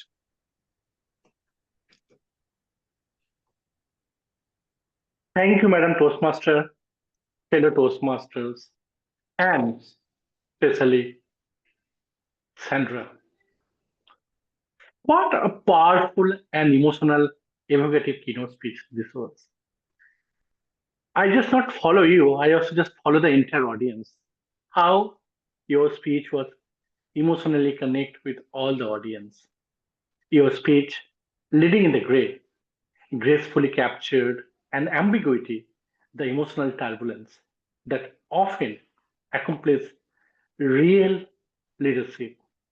You didn't just speak, you shared your story that touches hearts of all the audiences of leadership speak. And that made all the difference in today. Next, the emotional connections. You opened with a vulnerability. Sandra is my friend. Please find someone else. Immediately drawing the audience into your internal conflict. This human moment, laced with raw honesty. Give the speech with emotional gravity. Your ability to take us through grief, confusion, legal complexities, and leadership pressure under deep motivating and highly relatable. This creates a genuine emotional bond with the audience. And I thoroughly enjoy not only observing you, I also observing the entire audience, how they react on your speech. An essence pillar of success of your keynotes. Keynotes and messages. I thoroughly enjoy your messages, which not only the trust, the voice of ours, and also we lead ourselves fast, was compelling and greatly aligned with our themes. Now, few things you may work on that. One thing, although your story was so powerful, your title, Leading in the Gray, speech, we all know that organizing any speech, we require three key phases: clear, conflict, confrontation, and clarity. This will guide you, the audience, more smoothly through your journey and sharpen the impact of insight. And last not the least, given the intense emotional weight, it requires strategic pause. I know sometimes you want to try to just avoid your emotional connections, but that message to land more deeply. For example, after lines like no, it's complete sentence, a bit of silence would amplify your power, similarity, and varying your speech and space. Especially during legal battles or emotional breakdowns, can embrace the dramatic contrast and characterization. Overall, in a conclusion, your speech was a courageous exploration of leadership beyond black and white. You didn't just tell us about leading in the gray, you showed us what it feels like. Thank you so much, Sandra, for leading with vulnerability. Over to you. Thank you, Toastmaster Mrinal. It is a feat and also a difficulty to evaluate the leadership speak, because it is a keynote. So I was stressing over the time a little bit, but you touched on many points that were worth touching, and I thought that was well done. What I also want to say in terms of the speech or the keynote speech is that, yes, you mentioned that Sandra touched on many emotions. For me, it was a tour de force. And as Sandra was speaking, she reminded me of some preachers, because they come with their conviction and they take us to what matters to us. And that was well done. Thank you. And now calling on our next evaluator, please help me welcome Aswati Rajan. Thank you so much, General Evaluator. Grow by showing up with intention and clarity. Yes, Toastmaster Buhari, now I know how. It was a highly persuasive and motivating speech. I loved so many elements of your speech, but to highlight a few, let me start with the first one. Your speech was very captivating and had a relatable start. I'm sure most of us has indulged in non-stop scrolling over the social media platforms without a strong purpose. And most of us have faced this issue at least one point of our lifetime when we had this doubt whether I should post something on the social media, or am I such an extraordinary person to post something on the social media? And you touched the same problem. And I was all ears. I was hooked to your speech to hear more from you. So that was a very strong start. Number two was your zest for exploration, where you explored various ways to use the social media platform, specifically LinkedIn, to have a stronger impact on your growth. And you gave a small tip to the audience also, that you can start with sharing your updates about the events you attend or the programs where you organize something. So that was a very good beginning for people who are still wondering how to start and where to start. So that was a very informative point that you shared.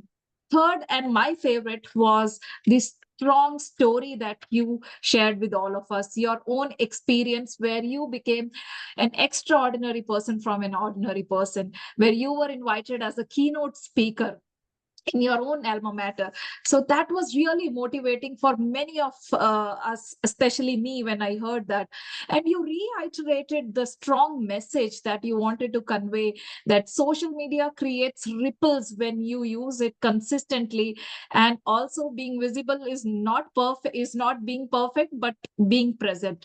And that was a strong message that you reiterated continuously in different ways.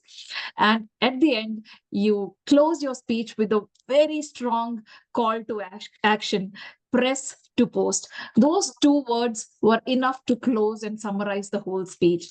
But to elevate your speech, I have few suggestions. I'm sure you can consider them to improve and have a better impact.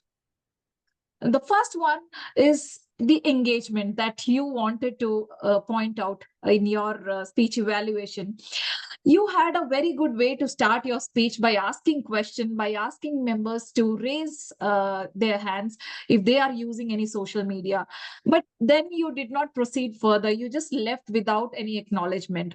You could have further maybe read some comments in the chat box, or asked them to unmute to share which platform they are using, but you did not proceed from there. I think if you would have done that, that would have given a strong base to take it forward.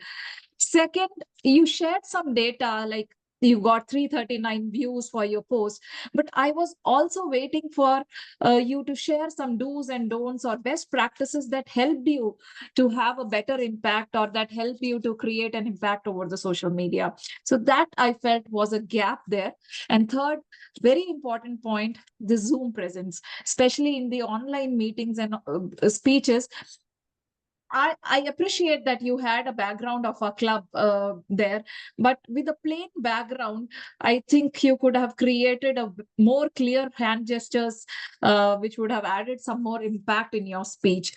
So to conclude, your speech was relatable and persuasive speech with a strong call to action, but with some tips that you could have shared with the members that could have helped us. And also, if you can work on Zoom presence, I'm sure you will have a better impact.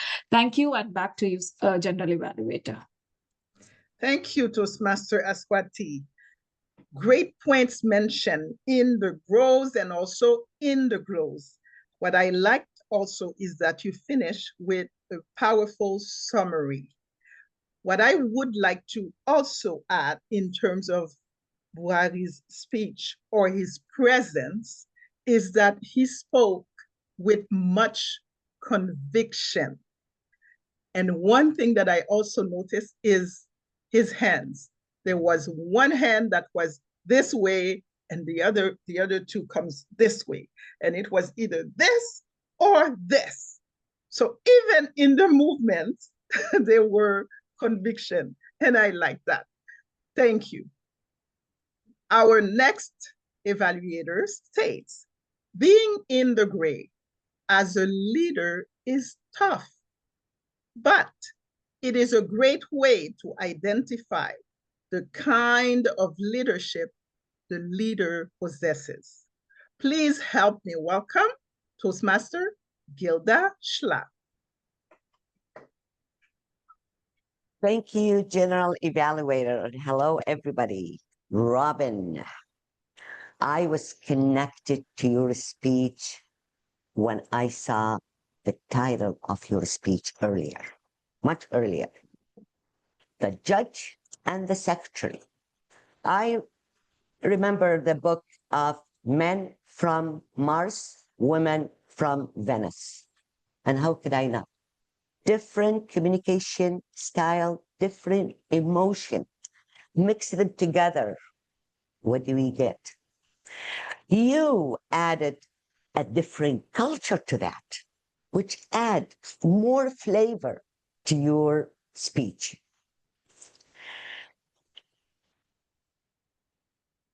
I like the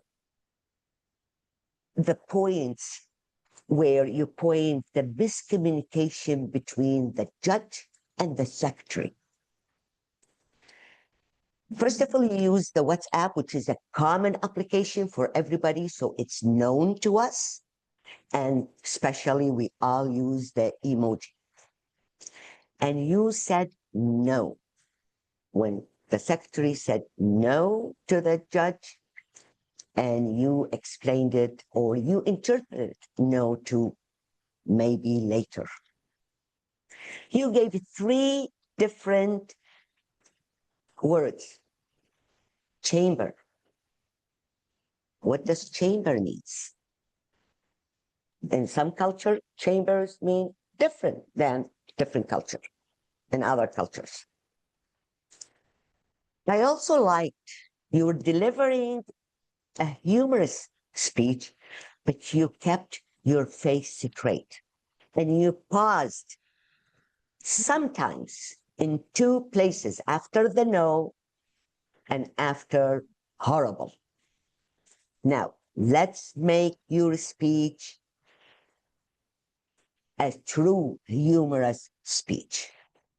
Robin, there is a big difference between a humorous speech and a comedy segment. I would have liked to hear one of your experience, a story, a real story of where you felt it could be a sad event. You found the sense of humor in that event and you conveyed it to us. Your message at the end, what would you do? I would have loved to hear a message, for example, have your GPT application open when you're talking to people from different culture because it will help us. Your message wasn't very convincing. Let's have more convincing message. All in all, good sense of humor. You kept your face straight. We could do even better next time. Looking forward to your next speech, Robin. Back to you, General Evaluator. Cần sự an toàn. Thank you, Và Toastmaster. cảm thấy an toàn thì mới quen người đó. Can we mute, please? Thank you, Toastmaster Guerdah.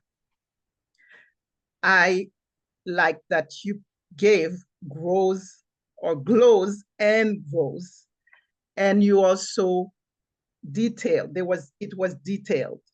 To me, that was also an interesting evaluation.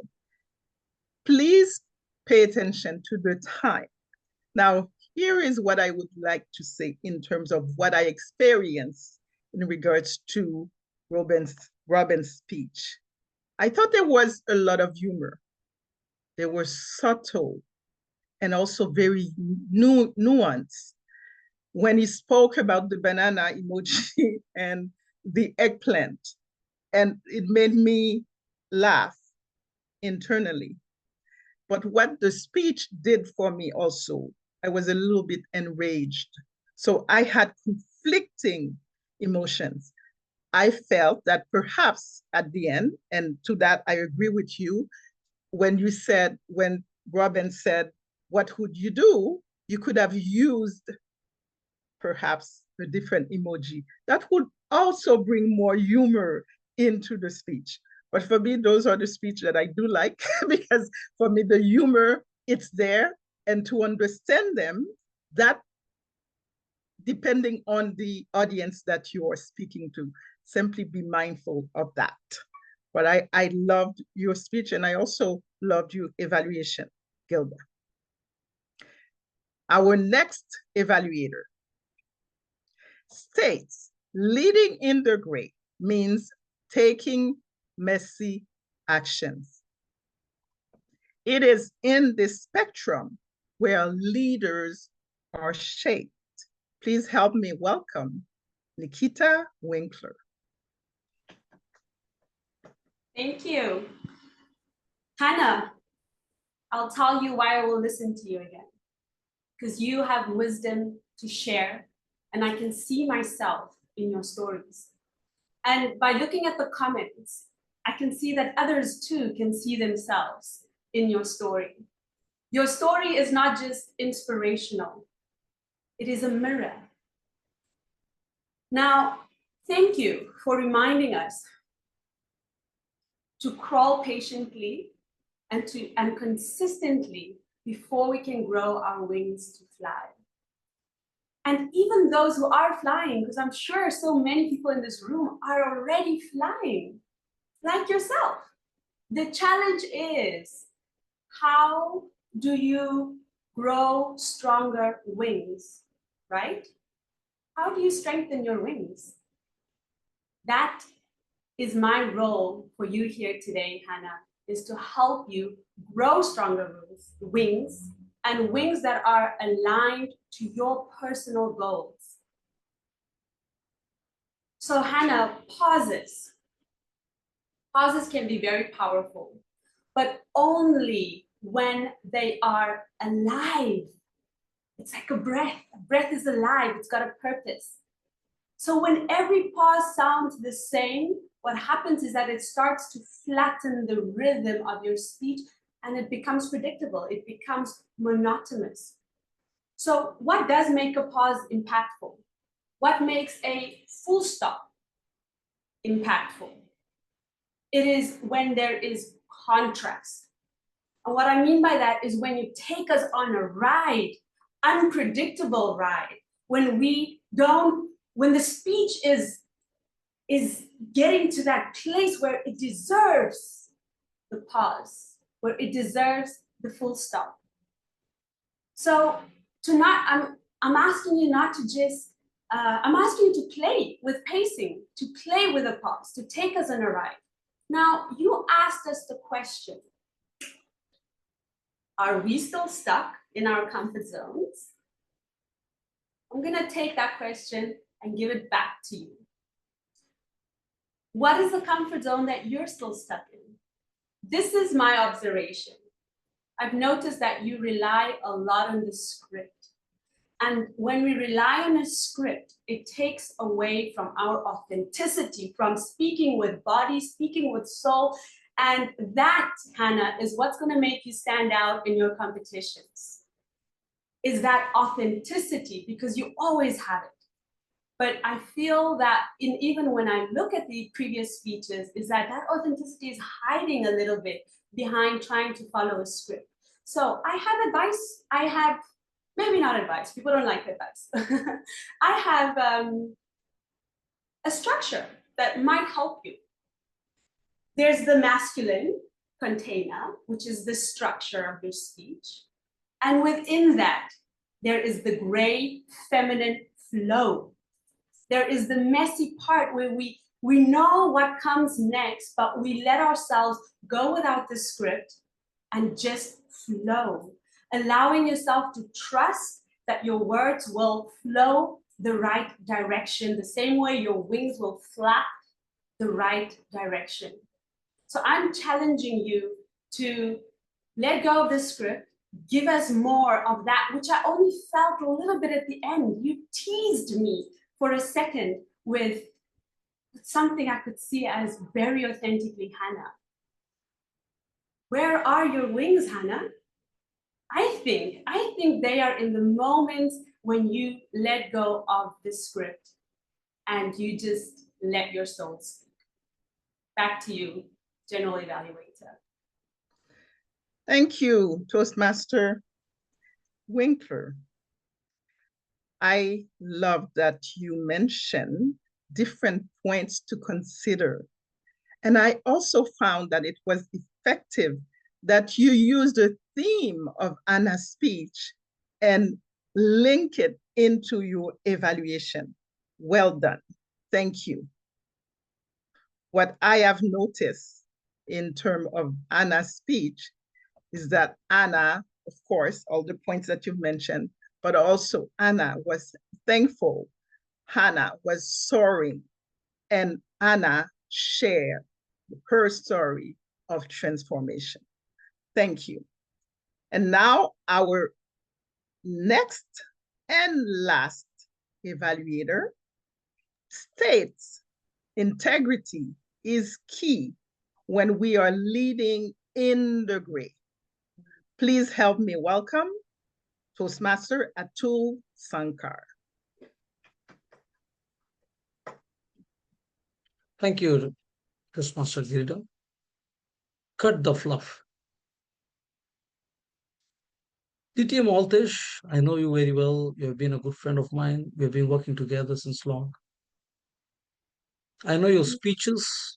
I know how you were really making an impact.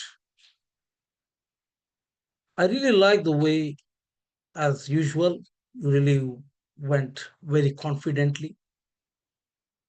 The content was really good. And the best thing is you stood up, being an online Zoom presence, standing up and giving the speech is one of the key elements. You had a subtle background that created a very big impact. And as the purpose of the project is the member to learn or review any basic research methods and present a well-organized, well-researched speech on any topic, and that purpose has been really met. And I like the way you said, cut the fluff. You had a deep meaning in that topic. You mentioned the 4 P's: purpose, prepare, presence, and progress, which was very key. But I felt somewhere the content was really big and you wanted to deliver more than what you could in the limited time. As time is one of the key things in Toastmasters. Your time was 5 to 7 minutes, whereas you gave at 10 minutes, 13 seconds.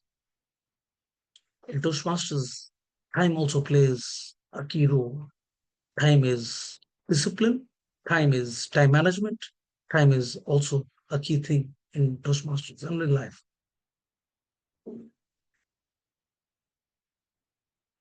Maybe you could use some few pauses after every content you give importance. You could use some quotations. Adding some humor could connect to people.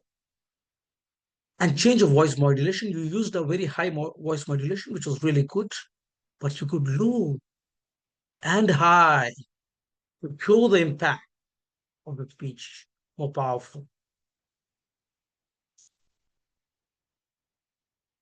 And you give a call to action to cut the fluff wherever it is not necessary. That's a very good thing. And you also included statistics, like how much is the loss for the people. That was a great attention. But I would just suggest, maybe if you could make your content small and it would be really presentable in the limited time and give the message, because I believe you had too much content with limited time, which you could not be able to tell it properly as you wanted to do. But my only action and only challenge yourself is to focus on time, reduce the content as per the time, and work on the time, or else everything is good. I was really inspired by the speech, and I really like the content, and I really like, because every speech with a purpose is an inspiration, is a moment to remember, is what we all need. And the way you mentioned and integrated leadership speak, and explaining the purpose and saying how it was relatable, cut the fluff, and as leadership speak is using the purpose, preparation, presence, and progress, and integrating into the cut the fluff was really inspirational, and hoping to see your next speech. Thank you. Hands to you, Toastmaster of the Day, General Evaluators. Thank you, Toastmaster Sankar. Great points that you mentioned in your evaluation. It was very concise and precise as to the way that you presented them. One growth point for me in terms of your evaluation, and I was very pleased to see that you were, as you came to the point where you gave your summary, the red had just turned. And I thought, oh, you are going to be on time. And then it felt to me that you said goodbye and you were still on the veranda speaking to us. So perhaps pay attention to that point, but otherwise everything else I am in agreement, and it was well presented. One thing I would like to add in terms of the speech, I find it very effective that in the beginning that you started with a question. And it wasn't only a question, Oltesh. You started with a scenario. As that happened to you, that you did this, you did that, and you did this, and then the meeting did not achieve its purpose. To me, that was key, and that was well done. You talked about purpose, preparation, presence, and progress. You had purpose. You told us what you were going to talk about. You had presence. Preparation is what to work on so that you can stay within time. And I'm looking forward to see you progress. So this brings us to the end of our evaluation. I would like to ask the timer to post the time in the chat, because I'm looking forward to see that. And also for the poll to be launched, please. And I am inviting the guests and everyone here to please choose for you best effort evaluator.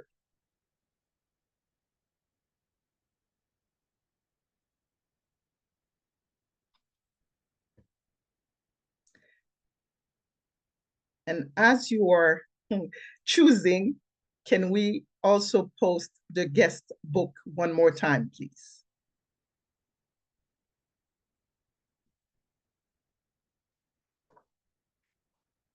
Thank you, timer.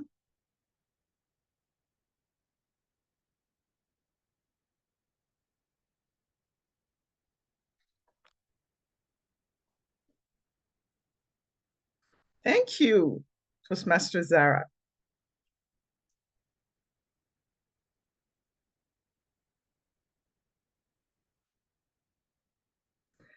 And let me know, please, when the poll is ended.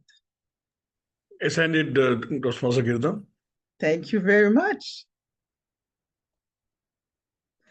And now I would like to call on the grammarian for her report. Thank you very much. Thank you, Nelly. Thank you very much.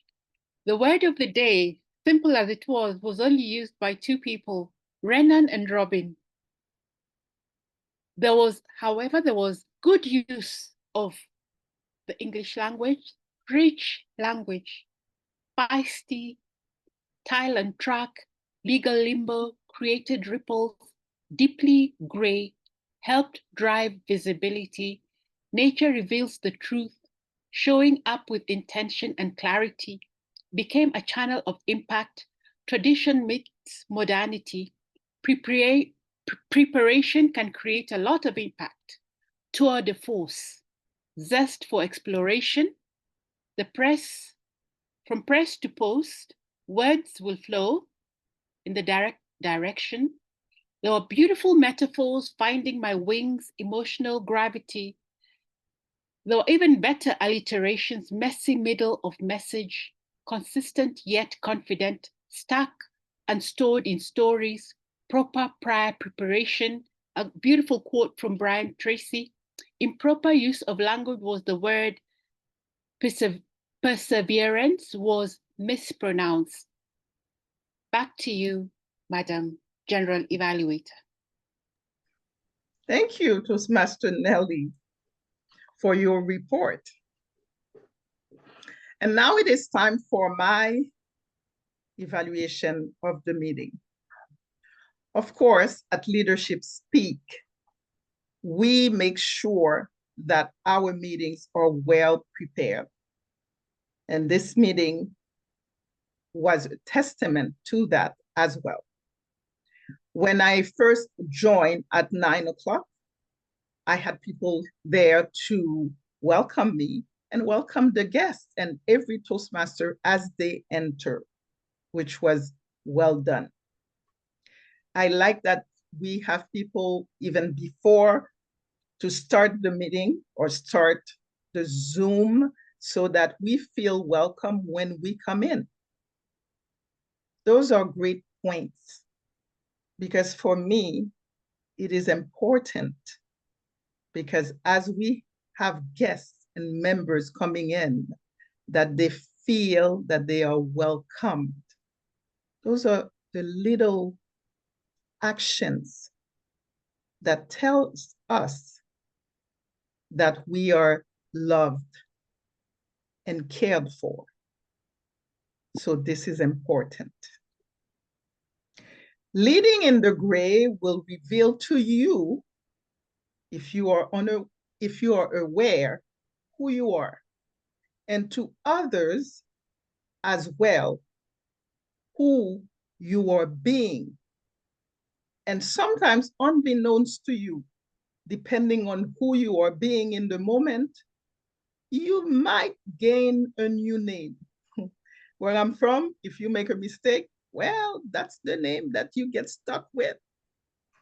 So leading in the gray is a time of revealing of who you are, who you want to be, and also who you are becoming. Today in our meeting, we had an unwelcome guest and we heard the guest, woof, woof. We heard him many times and it was noted before. But I also want to say that we work with what we have, and that was leading in the gray. Things that I would like you to consider. Members especially come between 9 and 9:15. That way you can test your microphone. When being called upon, because the Toastmaster of the day or the General Evaluator would have called your name. Therefore, there is no need for you to say your name again. I appreciated that the timer kept her hand up because it is important for us to see the time. I also feel that we need a little bit more training on the timer role. During the meeting, I noticed that there were we were able to see the flag's background, which is great. But as members, can we encourage the people who are speaking at the time and show our face as a support? You know, back in the days in Toastmasters, we clapped a lot. We don't do that anymore, much anymore.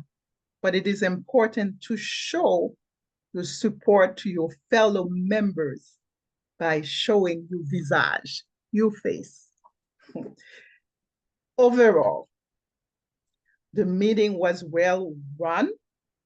We did have some things that happened, but we as Toastmasters, we will continue to grow and progress. Back to you, Toastmaster of the Day. Thank you, Guerdah, with your thoughtful insights and encouraging feedback.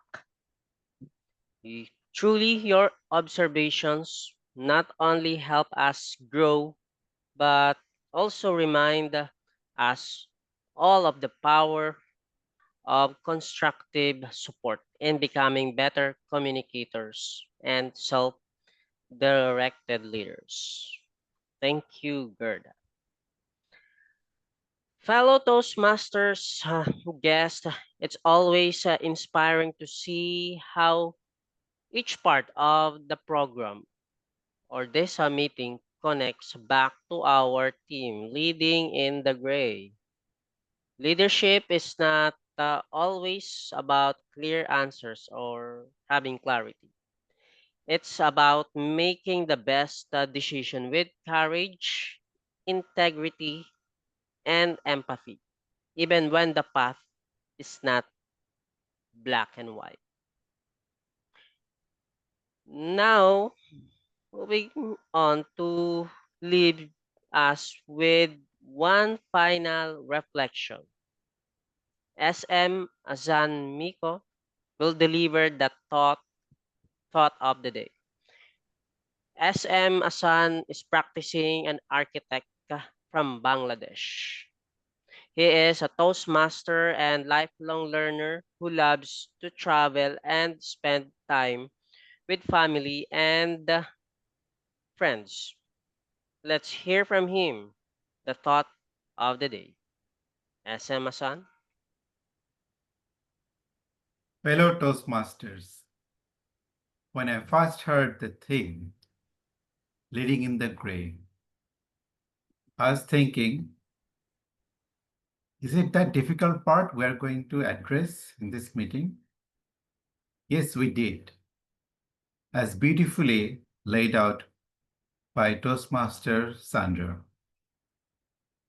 How to tackle when you are in confusion or you cannot take the decision.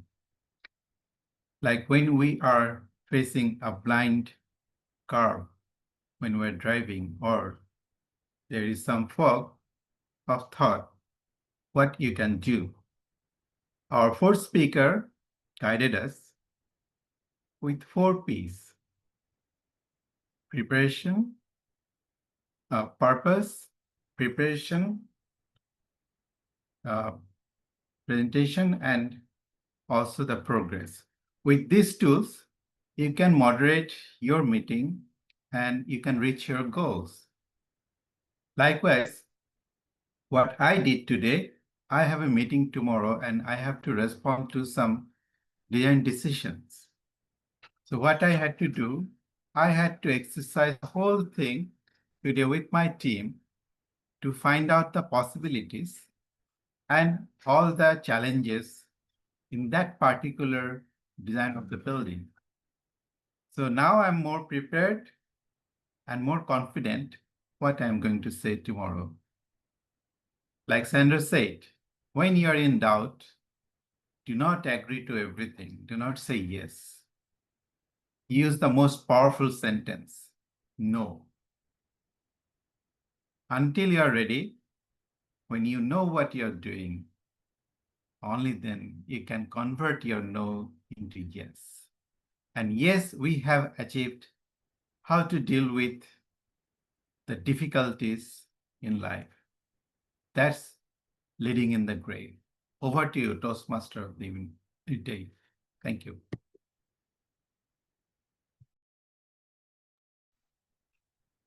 Thank you, SM Asan, for your thought-provoking message. It's time now to reveal the winners for Best Speaker, Best Effort Speaker, and the Evaluator. Mr. PR Master, can you share?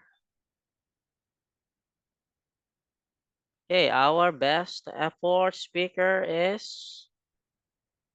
Drum roll, please.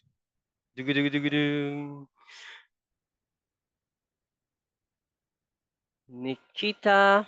It's a Best Evaluator, Nikita Winkler. Congratulations. But for the Best Effort Speaker, it's blank on my end. It's Sandra Valks. Congratulations, Sandra. Well done. But all are winners here, and thanks for everyone. Now I will hand the control over to our club president, Holmes Teng, for the business portion and calling guests to share some feedback. Over to you, Holmes. Thank you so much, Toastmasters of the day, Renan. I'd like to first speak to guests who have signed the guest book and are still here. First, can I have Frank? Frank, are you available to speak? Frank Sonias? Hi there, Frank. I am. I can. All good. You indicated that Sandra invited you and you were interested in the club. But you also said you were not sure whether this was for you. Now, after listening to the entire meeting, what do you feel?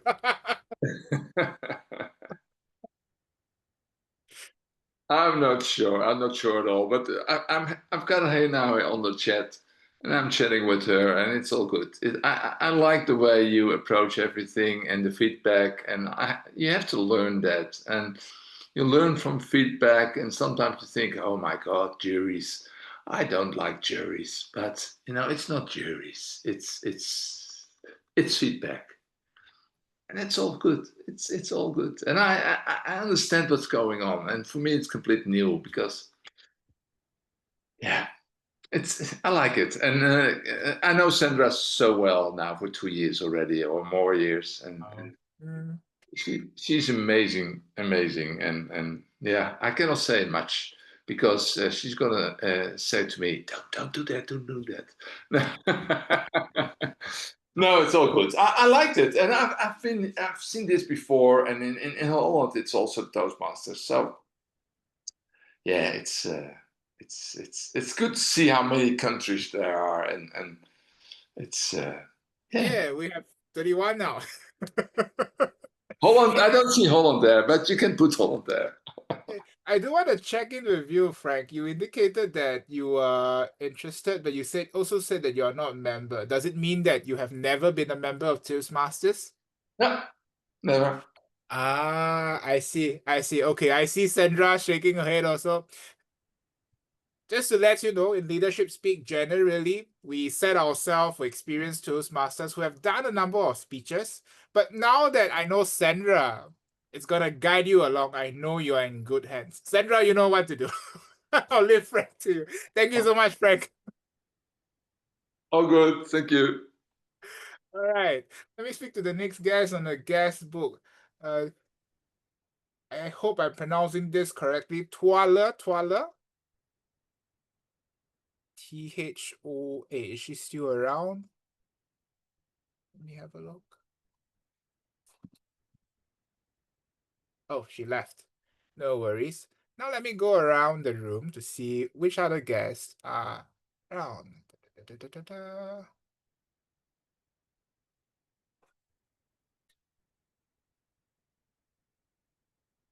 Hello, Yvonne. Yvonne, are you available to speak?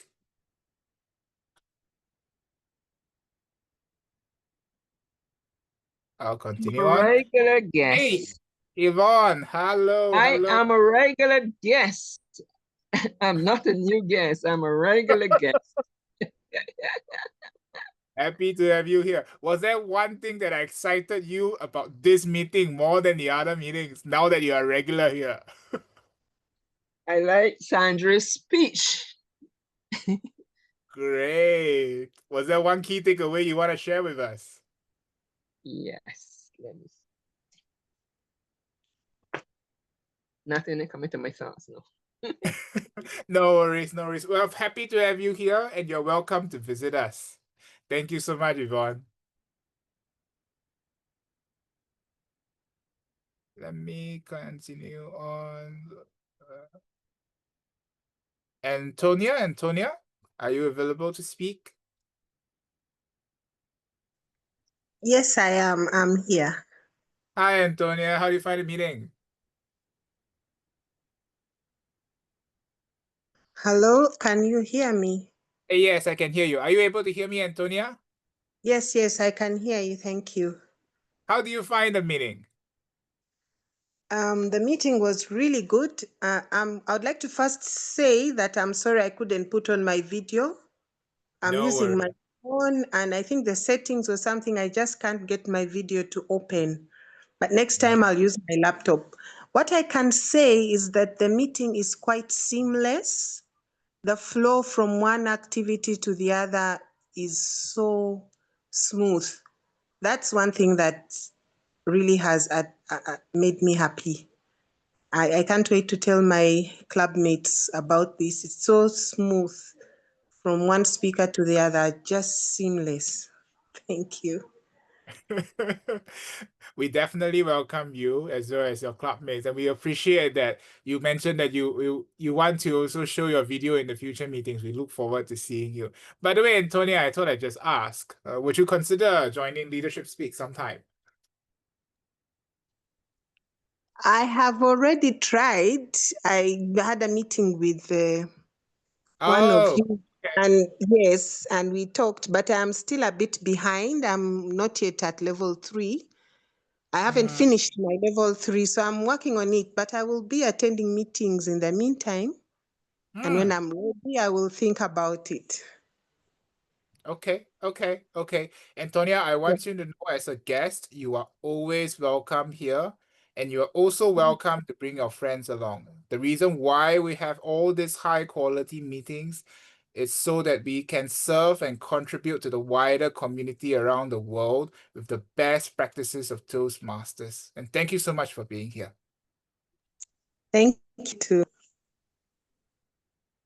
To other regular guests that I know that here, I just want to acknowledge your presence and thank you so much for joining all these meetings. One is Jean Small and one is Elios ET. Thank you so much for being here at the meeting. Is there a word or two that you might want to share with us? This is Jean Small speaking. I want particularly to say how much I enjoyed Sandra's speech. I never thought of leading in the dark, in gray. And I realized how important it is because so many times in that leading position, we have so many problems we're dealing with, but nevertheless, we have to keep going. I never really thought of it. And she made me really put my mind to situations where I find myself in like that. I met Sandra. She doesn't remember when I met her. She heard me speaking once and she was very complimentary to me. And I've never forgotten her name. For that reason, I always like to listen to her speak as well. Thank you, Sandra. That was very, very important. You are absolutely amazing, Jean. I wish we could have a speech from you. That's what I would wish. You've got so much wisdom and a life beautifully lived. I would I'm so like glad to. we met. Yes, I dream of joining this club because it is so mature. the topics that you discuss and the leadership that you're giving is something I don't hear, generally speaking, in meetings. And I listen. I listen to many clubs. I belong to 2 other clubs.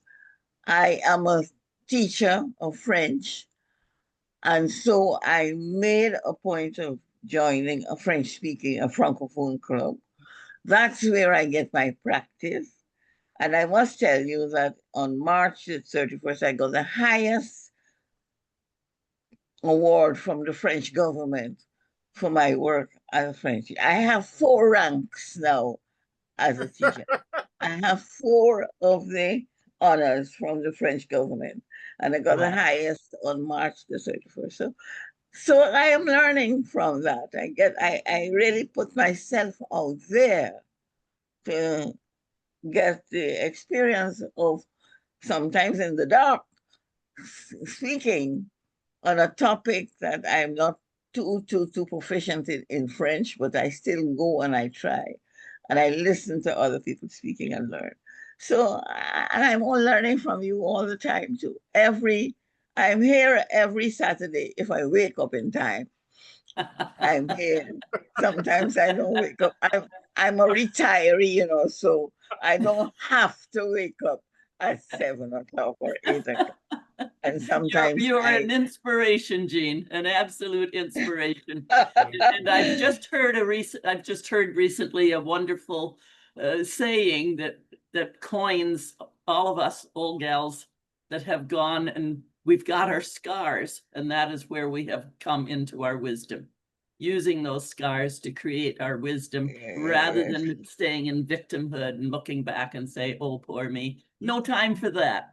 Yes, that's Thank right. you so much. Thank you so much. I just got a spirit award from my club, from my home club, because I'm 90 years old and I'm a retiree. I've been a teacher for over 60 years. Wow. So I've been mentoring for many years. And I felt very proud at the last club, at our last meeting. I was given a spirit award for having the right spirit of continuing whatever. Sometimes those are the best awards. Thank you very much for having me, and thanks for I just want to move on a while. After that, we can have a chat after the meeting has officially adjourned. Bram, did you want to add something? Thank you. Thank you, Jean. Bram, just to check with you, I see you unmuted. Were you about to add something? No, I'm good. Keep going. Okay. Doing great. Thank you. I was calling out to Elios just now, who unmuted who showed his camera for a while. I saw Elios. Elios, are you there? Yes, yeah. Share a few words with us. Okay, a few words. It's good to see you all here, and I enjoyed Sandra's session about. Can't hear you. Elios, you're a bit soft. Can't hear you, Elios. Oh, wait, let me check. Now? Can you hear me now? No. Now? Still a bit. Yeah. Now Hello? it's better. Yes, now it's not Okay, better. good. Yeah, sorry. There you go. It's good to be back here, and it's good to see you all here and listen to Sandra leadership in Grey. Wow, I never thought about it, and I heard about it for the first time. So I came here. Thank you for enlightening me. I feel enlightened, and yes, enjoying with all of you here. Especially, I see some of you are growing and progressively, and now in 31 countries. Wow, awesome. Kudos to the team, and well done. Keep on doing what you're doing. You are amazing. Back to you, Holmes. Thank you so much, Elias. I do want to stress this. I said this before, but you're invited to be with us as a guest, but also as a member when one day you are ready. Thank you so much, Elias. All right. Let me just have a last check if I missed anyone. I think those are all the guests that we have with us now. I'd like to hand back over to the Toastmasters of the day for any final comments as well as to adjourn the meeting. Okay, thank you, Holmes, for entertaining our guest. Hello, Toastmasters, and our guest. As we adjourn today's meeting, may we carry forward the courage to lead even when the path ahead remains gray. Zoom Master, you may now stop the recording.